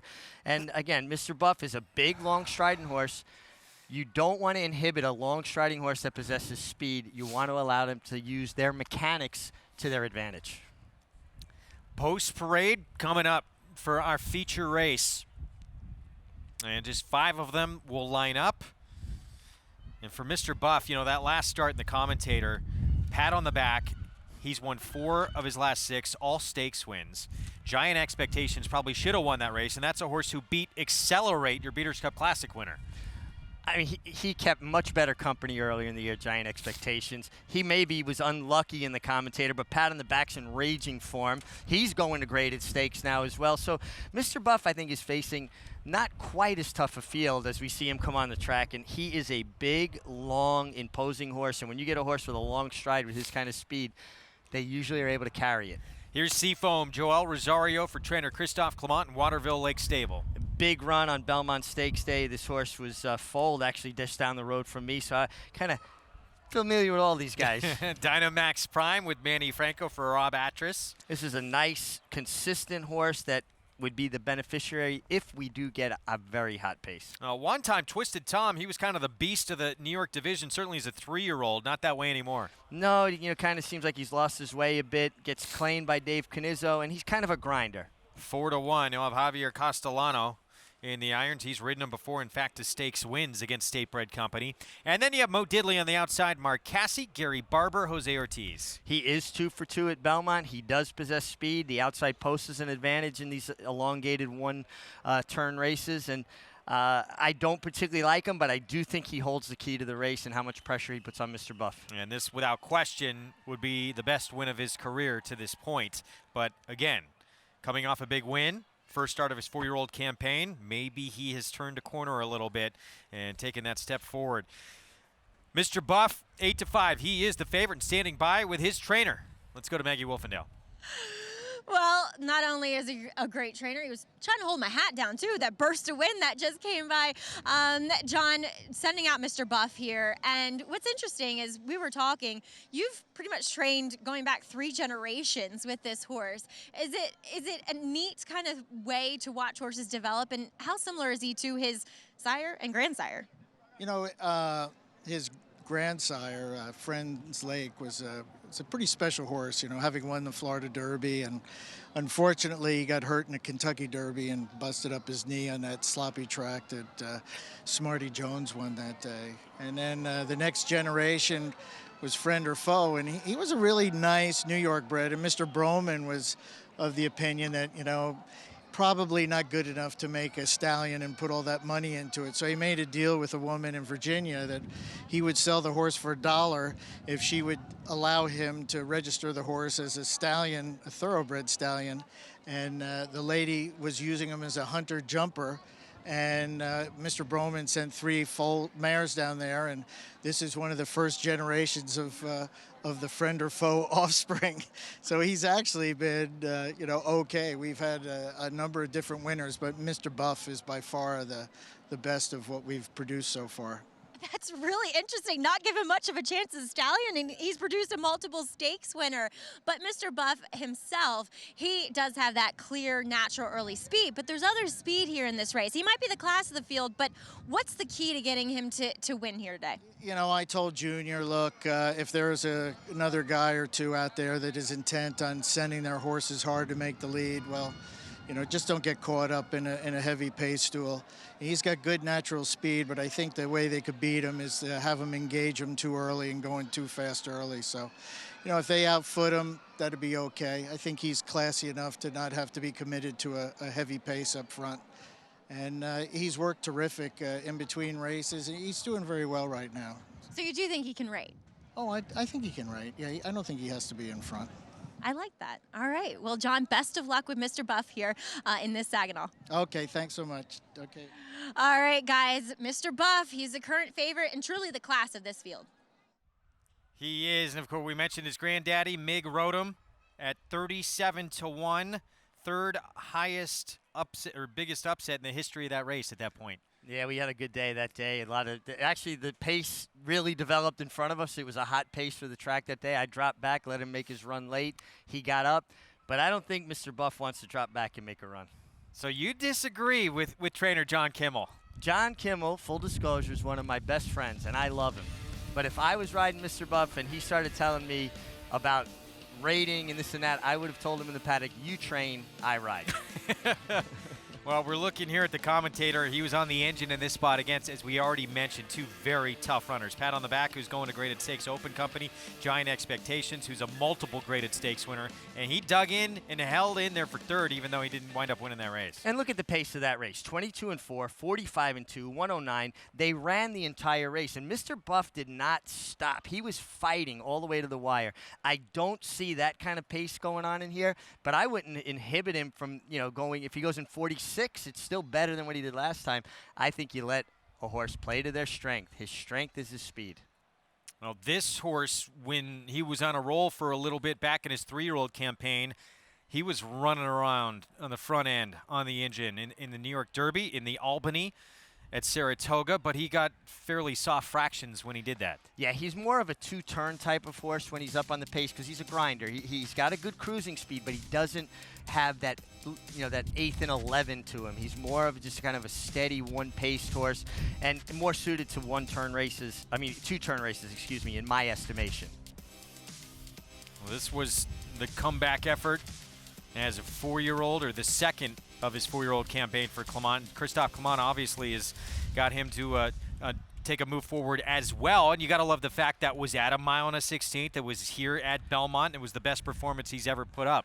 Well, no, and it was a great run, and he really got that Joel Rosario fall into your hands and show that natural speed. He was laying, head and head for the lead, basically. But look at the difference in fractions: 23-2, 46-3, 10-1. They finished, and he was impressive.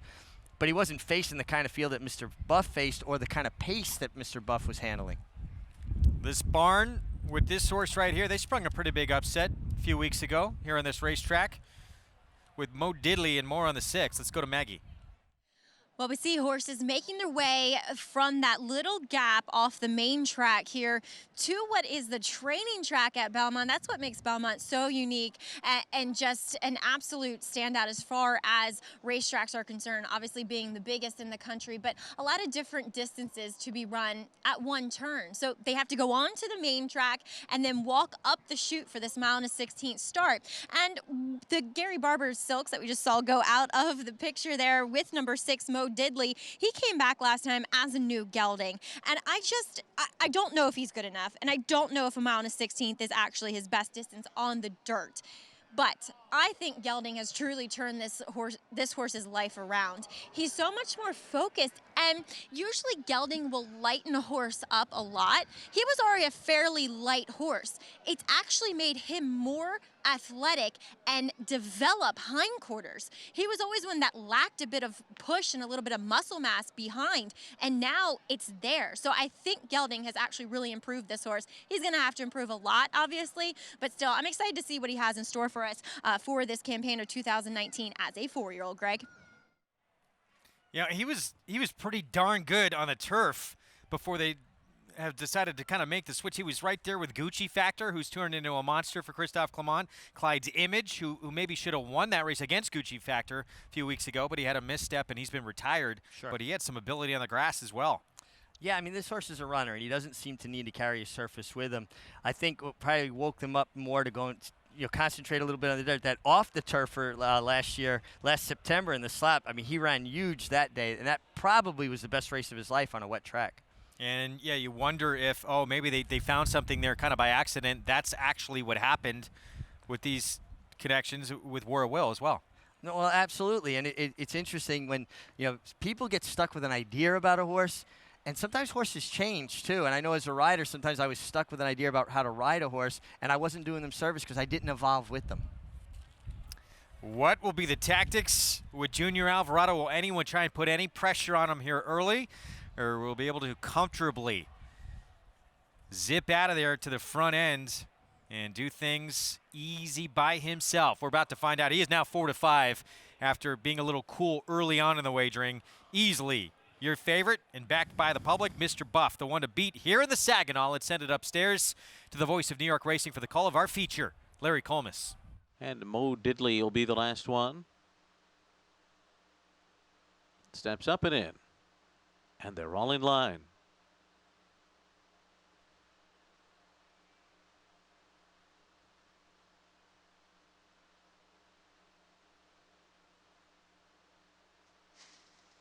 They're off in the Saginaw. And it's Mo Diddley, Seafoam, and on their inside, Mr. Buff. Mr. Buff to the front now with Seafoam going with him, and Mo Diddley just off them, third on the outside by 3.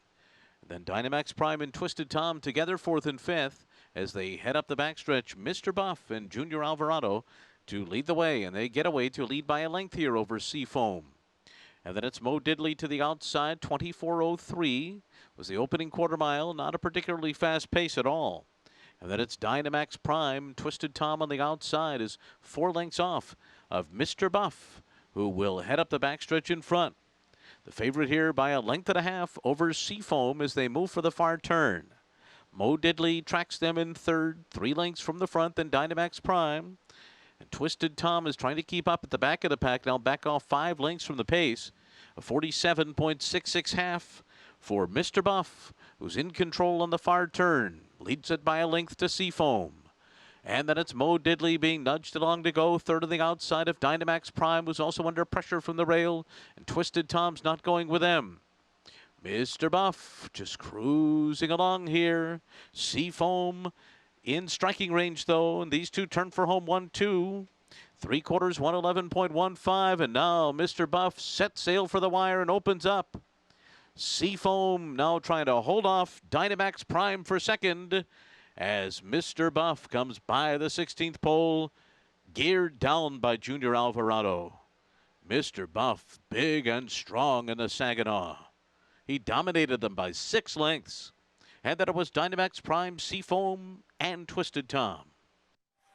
Mr. Buff, he got to do things the way he wanted on the front end. Even though he didn't have the greatest of beginnings out of the gate, quickly did get to the front and goes on powerfully to win.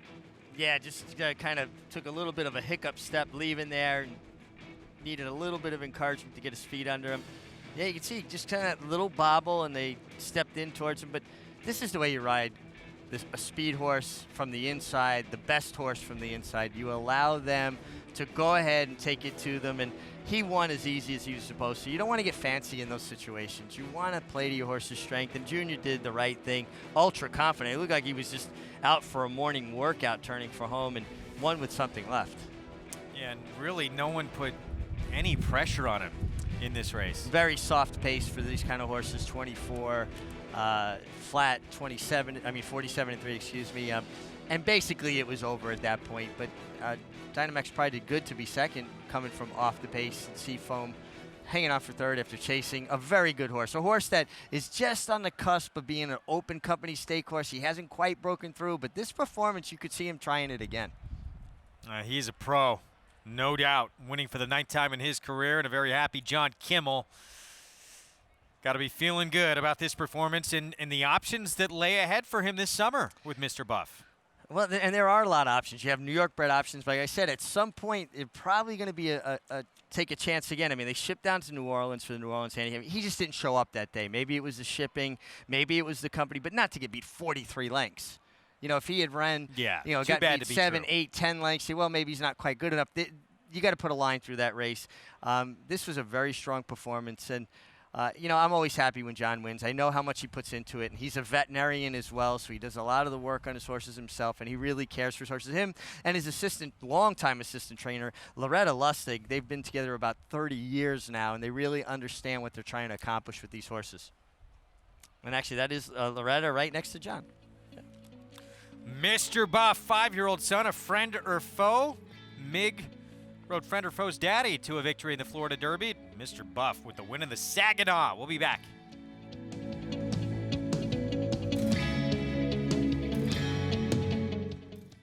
This is a Runhappy colt out of the mare Proud Dame. He's a very nice colt, great mover, wonderful mind, just does everything we ask him to do. The best thing I like about him is he's no trouble. You can handle him, you can bathe him, you can hand walk him. He's just a very mentally stable horse for a thoroughbred. The Proud Dame colt will be going to the Fager-Tipton July sale. We have high hopes for him. Runhappy, standing at Claiborne Farm. Eclipse champion Blaine was considered by many as the breakout stallion of 2018. His top runners included Grade 1 winner and Eclipse Award finalist Marley's Freedom, plus Grade 1 winner Fault, and graded stakes winners Morale, Beyond Blaine, Miss Kentucky, and Blaine. This year, his 2-year-olds have sold up to $700,000. Outstanding results, outstanding value. Blaine, standing at Claiborne Farm. No sport in the world brings the wins home like racing. It's one-of-a-kind, high-speed, high-stakes action, and NYRA Bets takes you there. Place your bets and watch the races live from anywhere. With NYRA Bets, make easy, secure deposits and promotions every day to earn reward points or cash. Download the NYRA Bets app or visit NYRABets.com.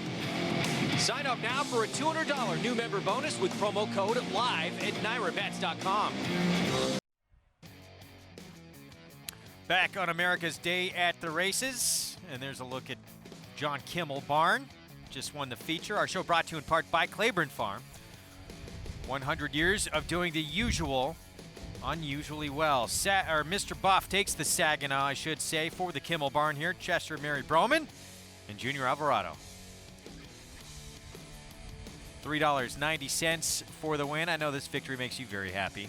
Well, just, you know, they're good people. They put a lot into the New York breeding program, as well as supporting the racing in New York. And, you know, like I said, John's a good friend, rode many, many good horses for John. And that picture of his barn right there, the white building right behind his sawhorse, that was my room for years. Really? My boss, Steve DeMauro, actually had John Kimmel's barn before.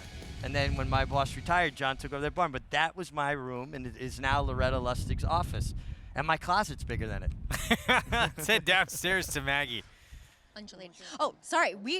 Hi, guys. We are talking about turf course up in Canada, but let's talk about Mr. Buff here today in the Saginaw Junior.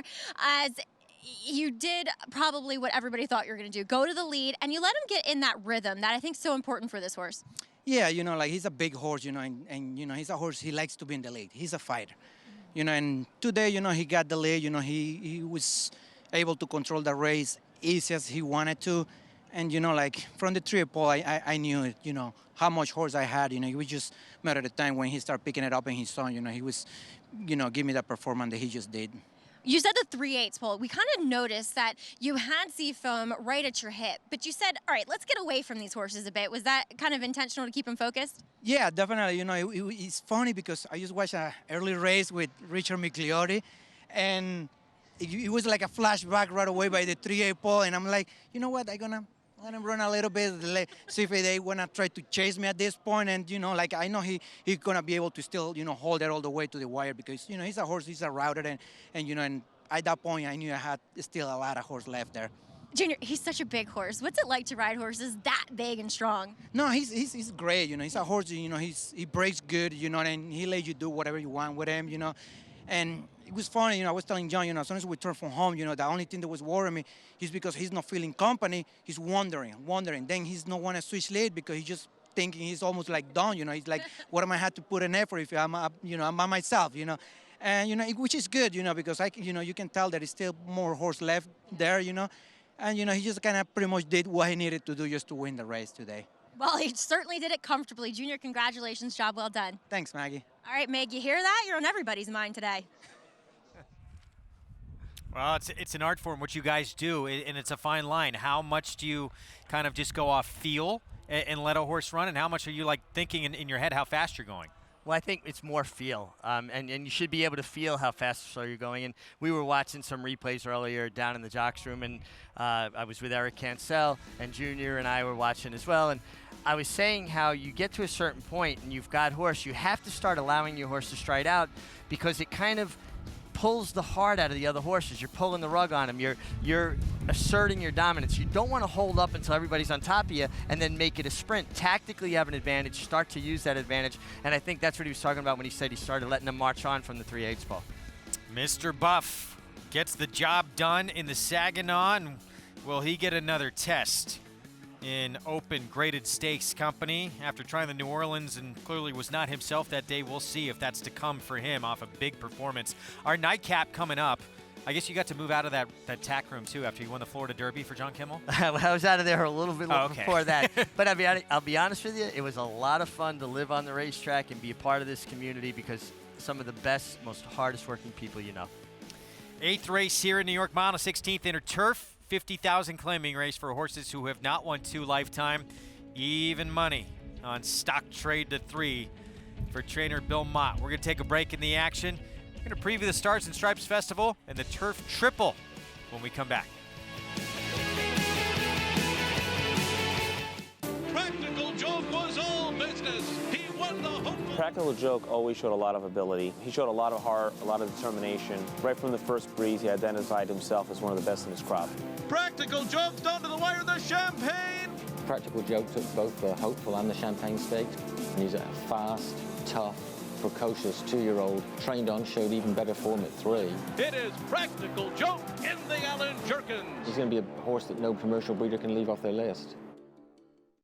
Grade 1 winner Lee traveled the world competing against the best of his generation. A graded stakes winner on both dirt and turf, he set a new track record in the Grade 1 Don Handicap and retired with earnings of more than $2.3 million. With yearlings bringing up to $650,000 and his first crop 2-year-old selling up to $430,000, the sky is the limit for this promising young stallion. Lee, standing at Claiborne Farm. Whether you have Derby dreams or Midsummer Derby dreams, this is Tom Durkin to tell you a registered New York bred can take you there. Diversify. That New York bred Exact and the Whitney by multimillionaires Diversify and Mind Your Biscuits shows the kind of quality that allowed New York breds to earn more than $93 million on the world stage last year. On-track successes have spurred New York bred sales result. At the March OBS sale, Chestertown sold for $2 million. And this New York bred 2018 yearling brought $1 million at Saratoga. So get with the program at nybreds.com. This Runhappy colt is a very precocious, good walking, balanced colt, correct. But overall, I love his physique, his demeanor, and his balance, and his attitude. He's a very lovely colt. I see a lot of similarity of the stallion. I'm excited to be selling this horse. I haven't seen any other Runhappies, but if they all look like him, I know they're going to sell well. Runhappy, standing at Claiborne Farm.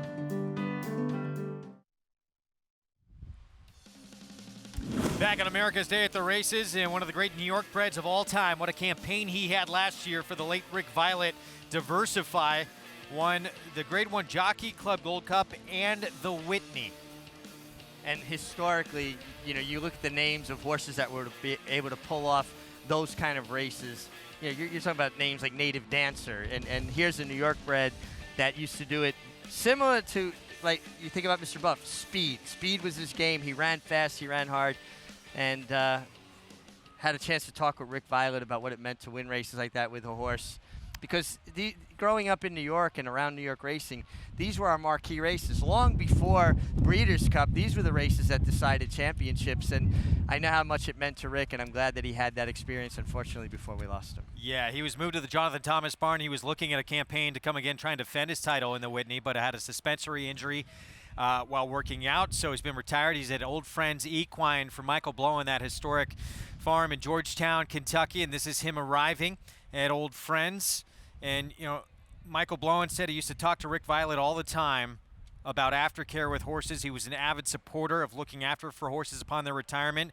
And Michael Blowen now looking at opening a new location in New York to showcase a lot of the New York horses that he wants to name after Rick Violet. Well, and in close proximity to Saratoga Racecourse. And I would tell anybody that's in the Georgetown, Kentucky area to go to Old Friends. It's unbelievable the amount of champions they have collected there. Cabin Creek up near Saratoga. And certainly if they get the new facility, it'd be wonderful because these old guys are such characters. They really have great personalities, and it's fun to go visit with them. Well, they already have King Creesa, Lubash, Carafa, and the great commentator, a lot of the names of horses we've been following on this show over the last few years. So it'd be great that Diversify is going to be joining his old friends, some of whom he competed on the racetrack against. Could you imagine the nighttime conversations amongst these horses? Like, commentator would be telling Diversify about his Whitneys, and Diversify would be telling him about, well, I won the Suburban besides the Whitney. I mean, it just must be, I wish I could speak horse. Oh, if that does happen, they do get that second location. You and I are going to have to make a trip up there for sure. Absolutely. Well, where do racehorses go after their careers conclude? There's many different options, and thanks to a state senator and connections of two of the greatest racehorses of all time, that includes a life where these horses give back more than they could ever hope to get. Here's Maggie Wolfendale with more on the Second Chances program at Wallkill Correctional Facility. You know, I've grown to love them. They're amazing animals. I'm a horse whisperer. I'm a superhero to these guys now. In 1983, the Thoroughbred Retirement Foundation was born to protect racehorses no longer able to compete from possible neglect, abuse, or slaughter. Championed notably by Secretariat's owner Penny Chenery, Kelso's owner Alaire DuPont, and philanthropist Monique Kohler, thousands of thoroughbreds have been given forever homes. But at the same time, those horses have changed the lives of the men and women who take care of them through the innovative Second Chances program.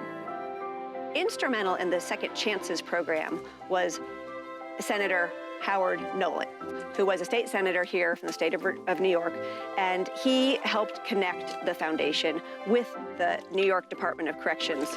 And it was really a large part of his brainchild to put the horses at a prison facility. And thanks to a beautiful and amazing place like Wallkill, where we have the benefit of saving the horses and at the same time really saving the men who are here and changing their lives. Sometimes we have men who go out there and they don't want to be there and they have an attitude, and the horses usually very quickly put them in their place and make them realize who's in charge. And I think it's helpful for the inmates because then it kind of makes them realize that not everything is centered around them. This is freedom out here, especially being with the horses. I just try to stay out of trouble. That's why I come here. Treat them like family, and you get treated back. Well, sometimes they can be very uncooperative, and you have to be patient. You have to give them their time and their space and learn how to deal with them. It's going to take a lot of my skills here to make it out there.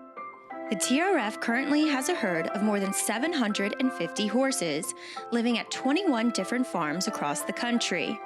9 of those are Second Chances farms, like Wallkill Correctional Facility in New York, with vocational training programs to help both thoroughbreds and inmates get back on their feet.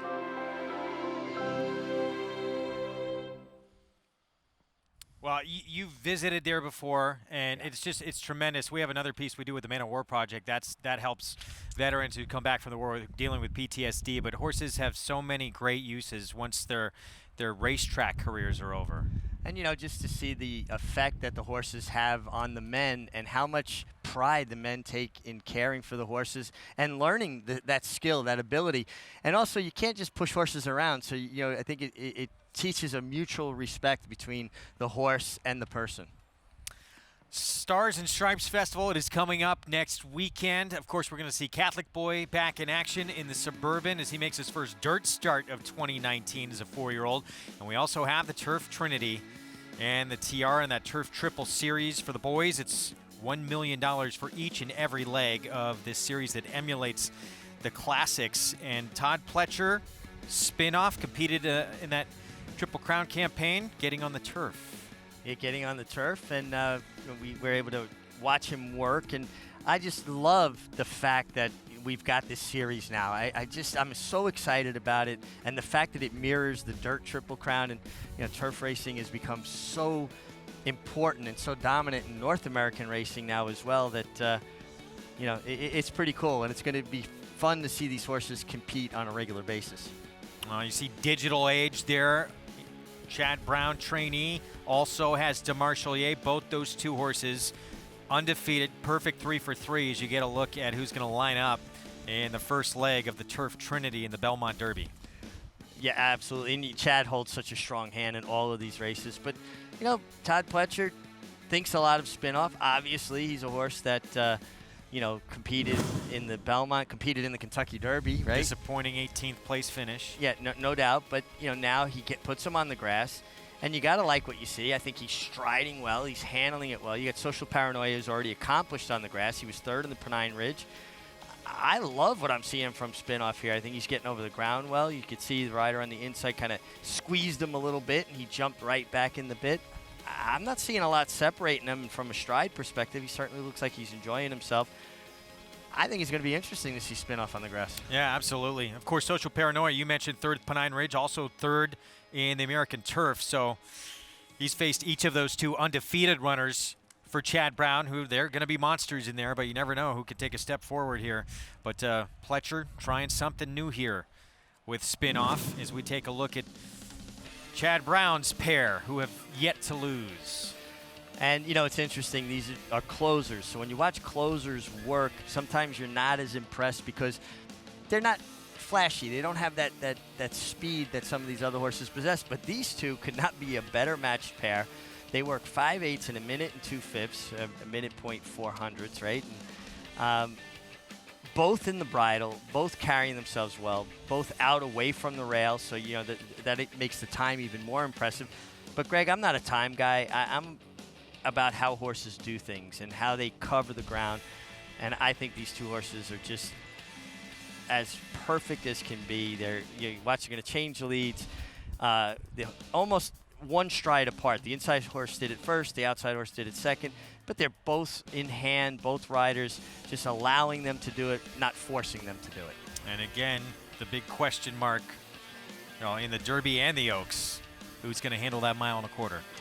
Well, that's always the case, and of course you'll say, well, these two come from behind, they'll handle the 1.25 miles. That doesn't always translate. I get the impression that they will, watching them as individuals, and we saw DeMarchelier on the outside there. He did go back to his left lead through the stretch, but I think it was because he was so far away from the rail, lost his focus a little bit. Sometimes they're out in the middle of the course, they're not as clued in. $1 million in each and every leg of that Turf Trinity, and the first leg coming up next weekend. Our finale on the Sunday afternoon on the Inner Turf at 1/16, 50 claiming race, non-winners of 2 lifetime, and it's even money on stock trade to 3. Let's get a Paddock Report from Maggie Wolfendale.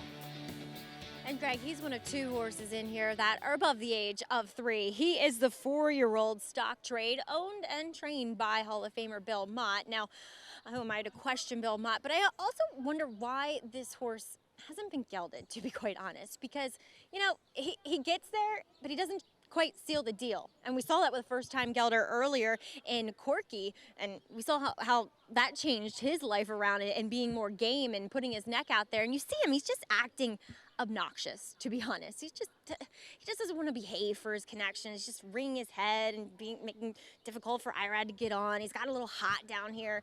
Like I said, he's kind of a poster child for one, you know, that you would think might have been gelded in the past. But we'll see. He has the numbers to definitely win here, and he looks healthy and great in his coat to me. But number 4 is Moji, the other older horse. He's a 5-year-old. He got a late start to his racing career, to be fair, so he's run fairly consistently through his mid-4-year-old year to now 5-year-old. Last time he was coming off a bit of a break, first off the claim, and he just didn't look that fit. Today, second off the break, he does look more fit, and he looks exceptionally well. I don't like 5-year-olds who've only won 1 race, but I like what I'm seeing from Moji, and Joe Sharp opts to put blinkers on. Just a very short cup on this runner, Greg. Maggie, thanks. So 7-2 on Moji, that short cup blinker on for trainer Joe Sharp, who just claimed this 5-year-old son of Uncle Mo off of Linda Rice. Not an easy person to improve off of, and Joe Sharp does great work, but you know, Linda tends to get the best out of her horses, but Joe Sharp saw something he liked. He did put blinkers on, albeit, like Maggie said, kind of a short cup blinker. But there's no question the horse to beat is stock trade, and you're seeing that on board.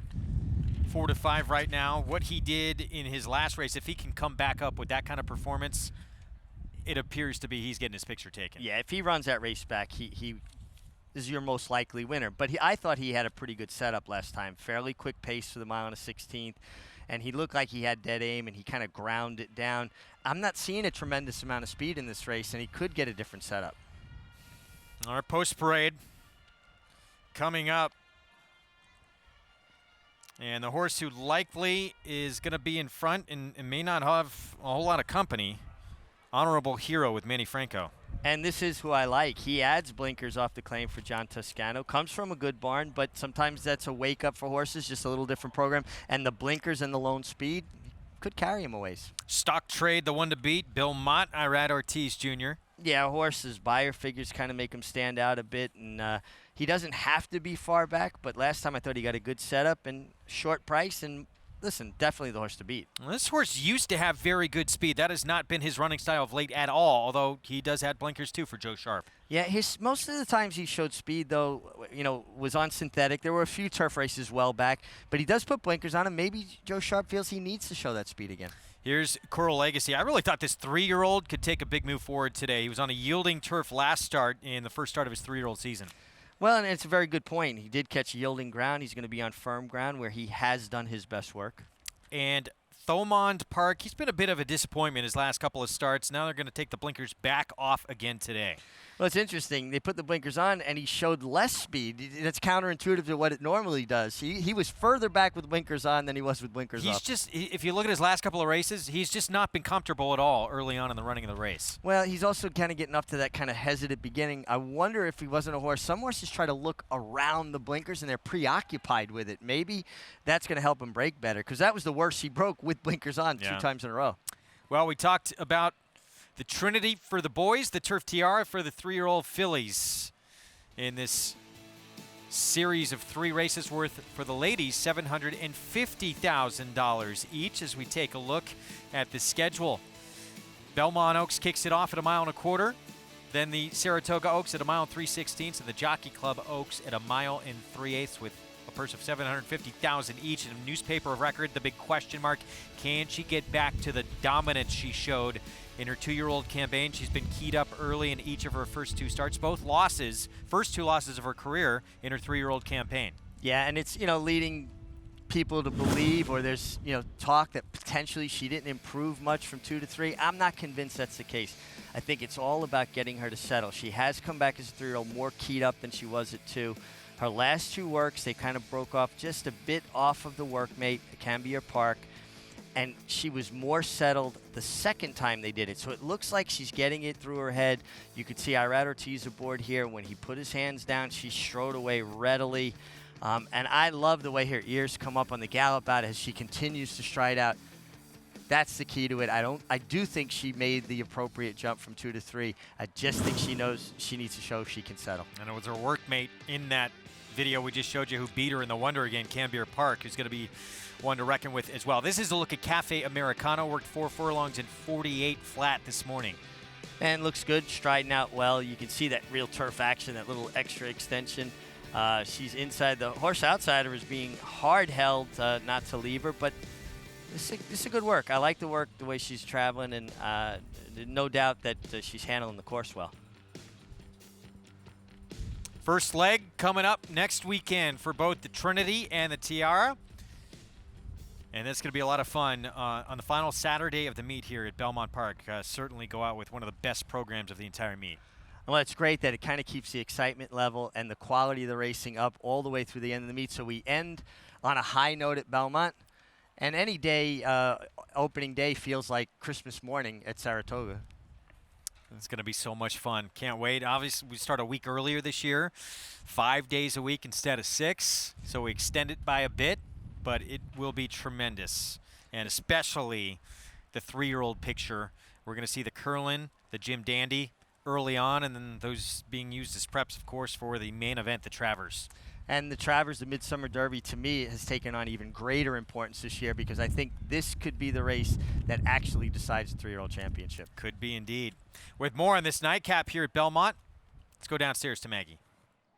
Well, guys, I checked in with the older horses of this non-2 for 50. Let's check in with the 3-year-olds, and many of them have been playing in those restricted to 3-year-old races for the $40 or $50 or $30,000 tag. We'll take a look at the one that Mig likes, number 2, Honorable Hero. And of the 3-year-olds, I would probably prefer him the most. I just liked his overall demeanor. He wasn't too revved up, but he was just kind of happy. He just looked like a happy horse, like he was doing well for the Toscano barn. Again, another one that adds blinkers and to just a short cup too. And he's come a little bit more alive as we see him just kind of walking around as they're circling before they go on the turf course right at this mile and a 16th start on the inner turf course. But I like him. I think he, of the 3-year-olds, might be the one you want. Now, number 7, Coral Legacy. He looked very fit last time. So to me, visually, he hasn't indicated that he needed his last start. So he looks much the same. He was moving very nicely over the track here. So there's that and the fact that he looks as though he's doing well. But just against some of the older horses, he looked a bit inferior to them. As number 8 is Tom and Park, takes those blinkers off. As I've said, the blinkers on, I think, led to those hesitant starts with this horse because he couldn't see the other horses breaking per se. So they're herd animals. When they see other horses running, they run. And so I think this horse is waiting to see the other horses in front of him. Now, with them off, you would think he can see, the theory is he will likely break probably, but sometimes it turns into a bad habit. So you got to hope that it hasn't developed into that with Tom and Park, Greg. It's just, I mean, his Tampa form was very strong.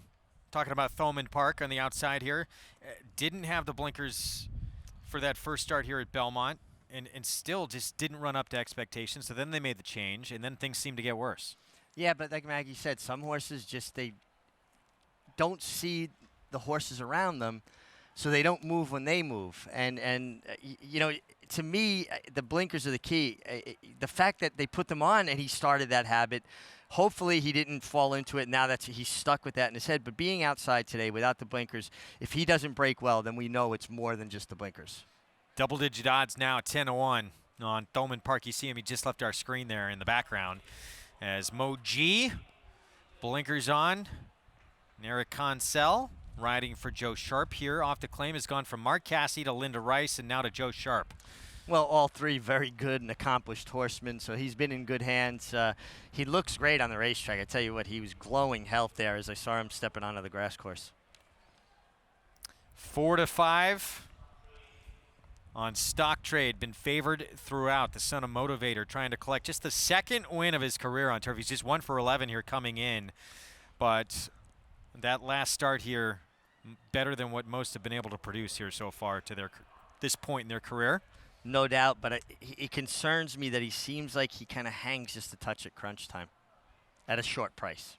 And we'll see what happens here. The finale on this Sunday afternoon here from Belmont Park. Stock Trade to 3, the 1 to beat. Let's send it upstairs to the voice of New York Racing for the call. Here's Larry Collmus. They're all in line. They're off. Honorable Hero broke well from the inside. Thoman Park is going up on the far outside in company with Coral Legacy as they make their way around that first turn. Then Stock Trade and Mo G. So it's Honorable Hero up top, the leader by 2. Thoman Park taking in hand to sit second. And then it's Coral Legacy on the outside of Stock Trade and Mo G right behind them, now going up on their outside and 4.5 lengths off the lead. Opening quarter mile, 23.99 up the backstretch. Honorable Hero, the leader. 3/4 of a length on top of Thoman Park, running in second. Stock Trade is third on the inside. Coral Legacy alongside 4th. Mo G last of this quintet, and 5 from the front as they continue their run up the backstretch. Honorable Hero's lead is a length. Thoman Park continues to press on the outside. Stock Trade side by side with Coral Legacy through a 48.14 half mile. Mo G continues to be the trailer, racing for the far turn. Honorable Hero and Manny Franco all the way so far, a half length on top of Thoman Park. Coral Legacy going up there 3 wide, still a length and a half behind. Stock Trade is on the rails, saving all the ground, still in hand at this point, 2 lengths off the lead, and Mo G the trailer. At the top of the stretch, Honorable Hero, the leader. On the outside, Toman Park, Stock Trade trying to find a spot right behind them. Bottled up in traffic, now has got a spot to get through.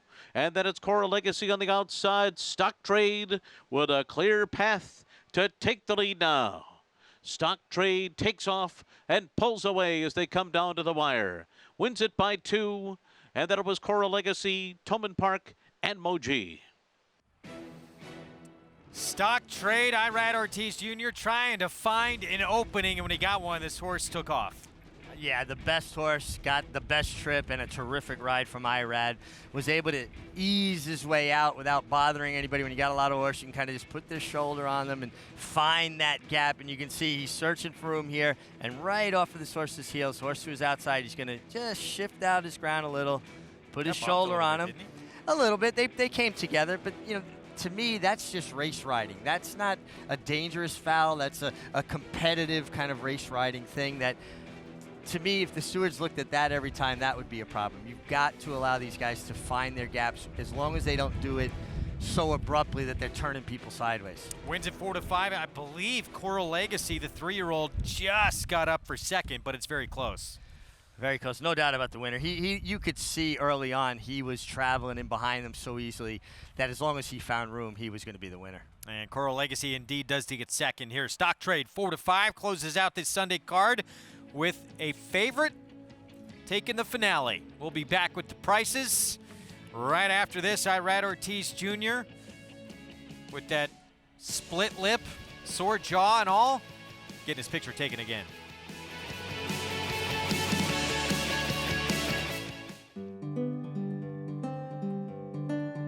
She's a very elegant, beautiful mover, has a great shoulder, pretty walk, and a real strong hind leg.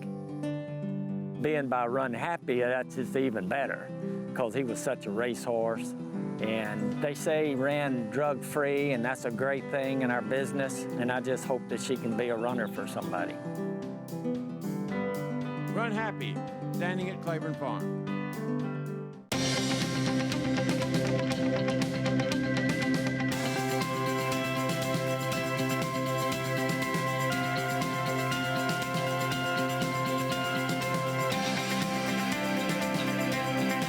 Nominate now for the Thoroughbred Industry Employee Award.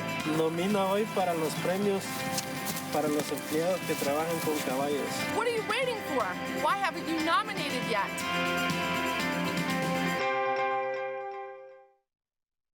Kentucky Derby winner Orb. On the track, his runners have scored on both dirt and turf, including multiple stakes winner Autumn Warrior and Sipacan Harbor, winner of the Grade 1 Spinaway Stakes at Saratoga. On the track, Orb continues to add winners. And in the sales rate, his 2-year-olds have sold up to $250,000 in 2019. Classic winner, classic pedigree, Orb, standing at Claiborne Farm. It's America's Day at the races as we are finishing up the card here at beautiful Belmont Park. Race 8 in the books. It was all Stock Trade. And this guy right here, good to see him smiling in the winner's circle, Irad Ortiz. Irad, let's start and go back to yesterday's 5th race. A shoe to the face. You didn't even flinch. I mean, things happen on a race. Thank God I stay on the horse and I can hold it, and you know, but the shoe came, I don't really see him and hit me right here. Was breathing so bad. So after that, we clean it. We took some butterfly stitcher. And then after that, I can ride the 7. And thank God, thank God I'm here in one piece. Yeah, exactly. You have those stitches inside. Luckily, you didn't lose any teeth either. But Stock Trade, just textbook turf riding. And a horse that has hung in some of his past efforts, you timed him perfectly today. Yes, he was in a good spot today, too, I think. Billy always do a good job. He was ready. I just ride it with confidence and wait there because I can get out. I have a horse in houses, so I have nowhere to go. So I just sit there, wait, and when I ask him to run, he responds really well. Ira, congratulations. Glad to see you're doing well. Hopefully that swelling goes down for you. Thank you. Thank you very much. All right, guys. Irad Ortiz, he might have a fat lip, but he can sure ride. Maggie, thanks. You see it bandaged up there. That is, I can't even imagine going that quick, and he did not even flinch. He just kept on doing his job. Incredible concentration and focus. Incredible concentration, and they're tough. And they did a dermabond outside, and actually this morning he had a couple stitches put in on the inside of his lip. So, and then shows up for work and delivers rides like this. Incredibly talented young rider, and Eclipse Award-winning rider as well. NYRA Bets late pick 5 follow along pays $356 with a couple of odds-on favorites. Really, I mean, outside of the horse, it was lone speed, by the way, in that turf sprint. Might have been a little tough to come up with, but he was the only speed in the race. Turf course been playing to speed, pretty good payoff. Yeah, really good payoff, and it seems to me like, watching it, get the most value out of that if you can find one or two little hidden nuggets, and it's been very formful and still paying very well. We are back on Fox Sports 2 on Wednesday at 3 Eastern Time on MSG Plus Prime Ticket in San Diego at 4 Eastern Time. That's on Wednesday. We'll see everybody then. Thanks for joining us on this Sunday afternoon here on America's Day at the Races. Hope you enjoyed our program. We'll see you with the final week of the meet coming up when we return back on Wednesday. It was Mr. Buff in our feature race in the Saginaw. Not the best of beginnings. Quickly regrouped, got to the front, and under Junior Alvarado, very strong to the wire for the 9th win of his career. Could he be stepping up in class into open stakes company later this summer? We'll find out. John Kimmel, his trainer, with a lot of options for this professional. See you next week, everyone.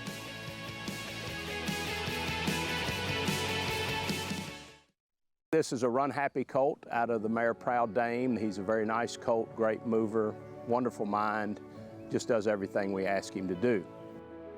The best thing I like about him is he's no trouble. You can handle him, you can bathe him, you can hand walk him. He's just a very mentally stable horse for a thoroughbred. The Proud Dame colt will be going to the Fazer-Tipton July sale. We have high hopes for him. Runhappy, standing at Claiborne Farm. This proven son of Giants Causeway has sired 4 millionaires, including Claiborne Farm stallion Lee. Recent top runners include Cutting Humor, winner of the Grade 3 Sunland Park Derby, plus 3-time graded stakes winner Sharp Samurai, and international star Shamal Nibras. This year, his 2-year-olds have brought prices up to $310,000. First Samurai, standing at Claiborne Farm.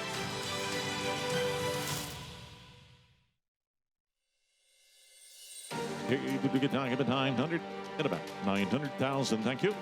He struck me as a classic distance type horse. The way he moved, his efficiency of his stride. It was a freakish victory, and it was one of the reasons that made Cupid a horse to really keep an eye on. To come off a long break like Cupid did, it's almost impossible, and just goes to show you the quality of horse he is.